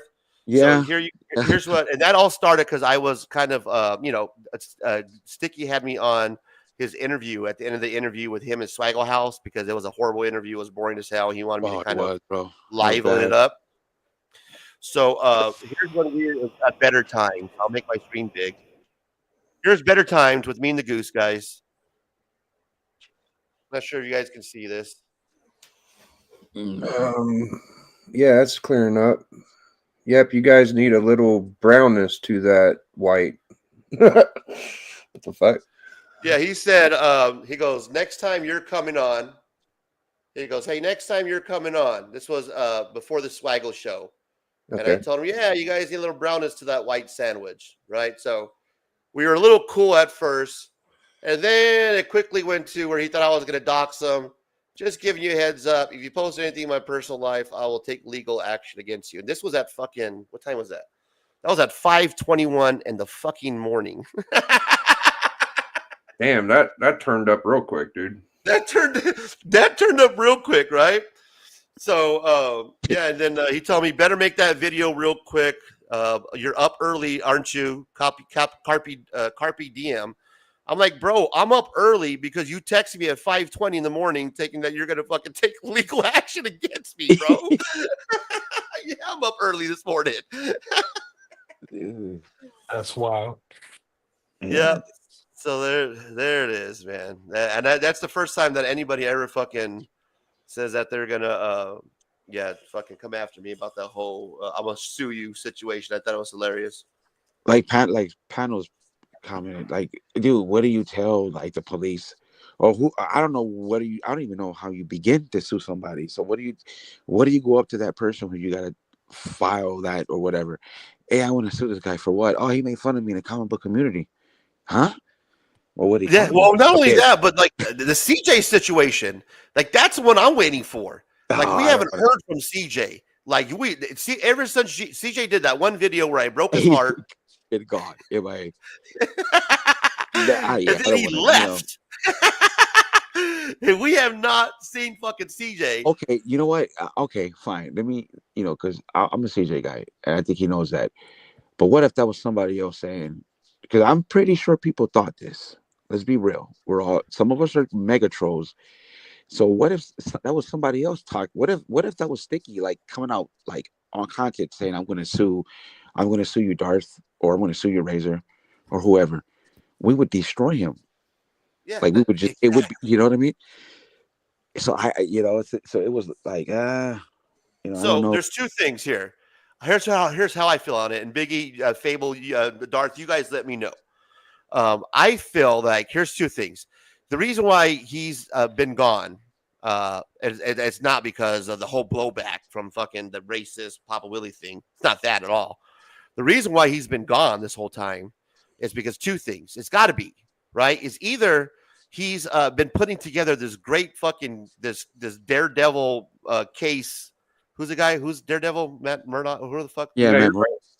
He's putting together this great Matt Murdock fucking Daredevil of a case that we don't know about for the last 30 days. The PI, the investigator, he's been working tirelessly on this. I can see him. Hey, check out the board, like a whole bunch of boards up there. We're connecting the dots. It's going to start here with Razor. So I like he's putting together this whole fucking, case, or he's so entwined into this Kickstarter that he thinks that he's got to protect his brand, his image, and by being on Insomniacs or late night shows, it's going to mess him up from doing that. That's the only two things that I can fucking think of. Well, that's what Darth is talking about. Me, Darth, and Journey talking, and it kind of got to that point, and I was kind of the one that brought it up because I got a big mouth, and I like to put a third option in there. I kind of like felt bad about saying that because he does have other like personal fucking shit going on with his family and shit, and he was kind of like drifting away before the Kickstarter and shit like that. So, and he was on Niobe's 2 days ago. Okay, so thank you for clarity. That's what I appreciate you guys. Anchor me down. Good looking out, Biggie and Darth. Niobe as well. He was on 2 days ago. He might be having some personal issues, so good looking out, guys. Like, I don't know. Yeah, so that makes sense now. That if he's going through some personal shit, I can understand taking some time away from fucking YouTube because YouTube will fuck with you, especially if you got personal shit. You don't want to be fucking on here with fucking guys like me. You know what I mean? Yeah, but I completely understand where you're coming from because that was what I fucking thought too. But and more I thought about it, I was like, he does have like his family and all that shit too. So yeah, good looking out. And why would he share that with me? Because I've been a dickhead, so I get it. You know what I mean? Well, that one was that one was awkward. With the one Biggie we're talking about. Just like when I was on your stream on Tuesday and you asked me when you gave me that synopsis of the, like, you know what I mean, the right. So yeah, that was like I don't know, man. There's a lot of drama that in that time frame at that point. So Journey's a fun fucking guy. I miss him. That was my whole point. Like I miss the old Journey. I miss the cutting up shit and all that, and right. And it feels like he's handcuffed. Or at least I feel like he was handcuffed. Right. That's exactly how I feel too. Yes. Because his stuff was open for top. Like if you wanted to be up that night, it was open for conversations that like we're having now. Because that's the thing. A lot of I don't think a lot of channels do this, right? Like come in here and just maybe so, or maybe they do. No, they don't openly talk about drama, right? Like we'll just talk about it like it's nothing, and that makes for engaging conversation and you more comfortable topics. And he was kind of like that. So now, hey man, do we have Cliff on Comics? Is this Cliff on Comics trolling us? Hey Fable, I think you got Cliff on Comics trolling you, bro. Is he saying that I'm hot or that I'm sweating or something? Like I look like I'm gonna pass out from a heat stroke or something. I don't know. I'm not sure.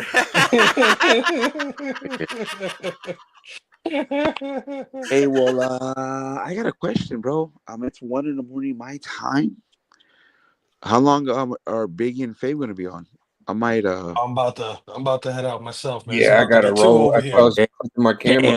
I'll hang out for a minute if you want me to. Yeah. Yeah, bro, Darth, what's up? you're good, man.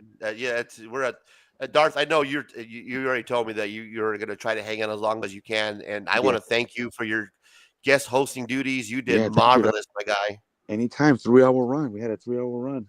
Yeah. I told you 3 hours, and you're a man to your word. So thank you, sir. Thank you, Big. I appreciate it, Biggie. Favor the meeting, y'all. Oh yeah. Alrighty. I follow you on the gram, Darth. I don't know if you follow me back, but I got you on the gram. I'm sure he will. All Right right, on, y'all. brother. Hey, thanks, Razor. Later, Darth. I'll talk to you later. Big. I'll see right, you later, fellas. Big Fable. Good seeing you, dude. Later, Biggie. Later, Biggie. Check you later. Fable, appreciate you stopping by. Biggie, thank you stopping by. Darth, man, again, great job. Please, guys, do me a huge favor. Make sure you guys support those who support me. You know, I love Biggie, love-hate relationship. That's part of the community, right? It's part about growing and making friends.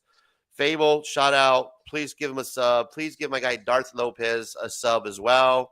Check out their content. Again, it's a big community. A lot of us out there that don't know each other. So I hope I'm doing my best. I'm trying to bridge the different gaps of the comic community.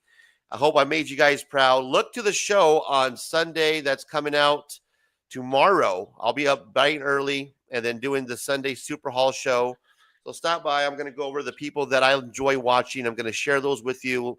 We'll see if some people will stop by. I'll drop the link again in the chat if you want to show off your books.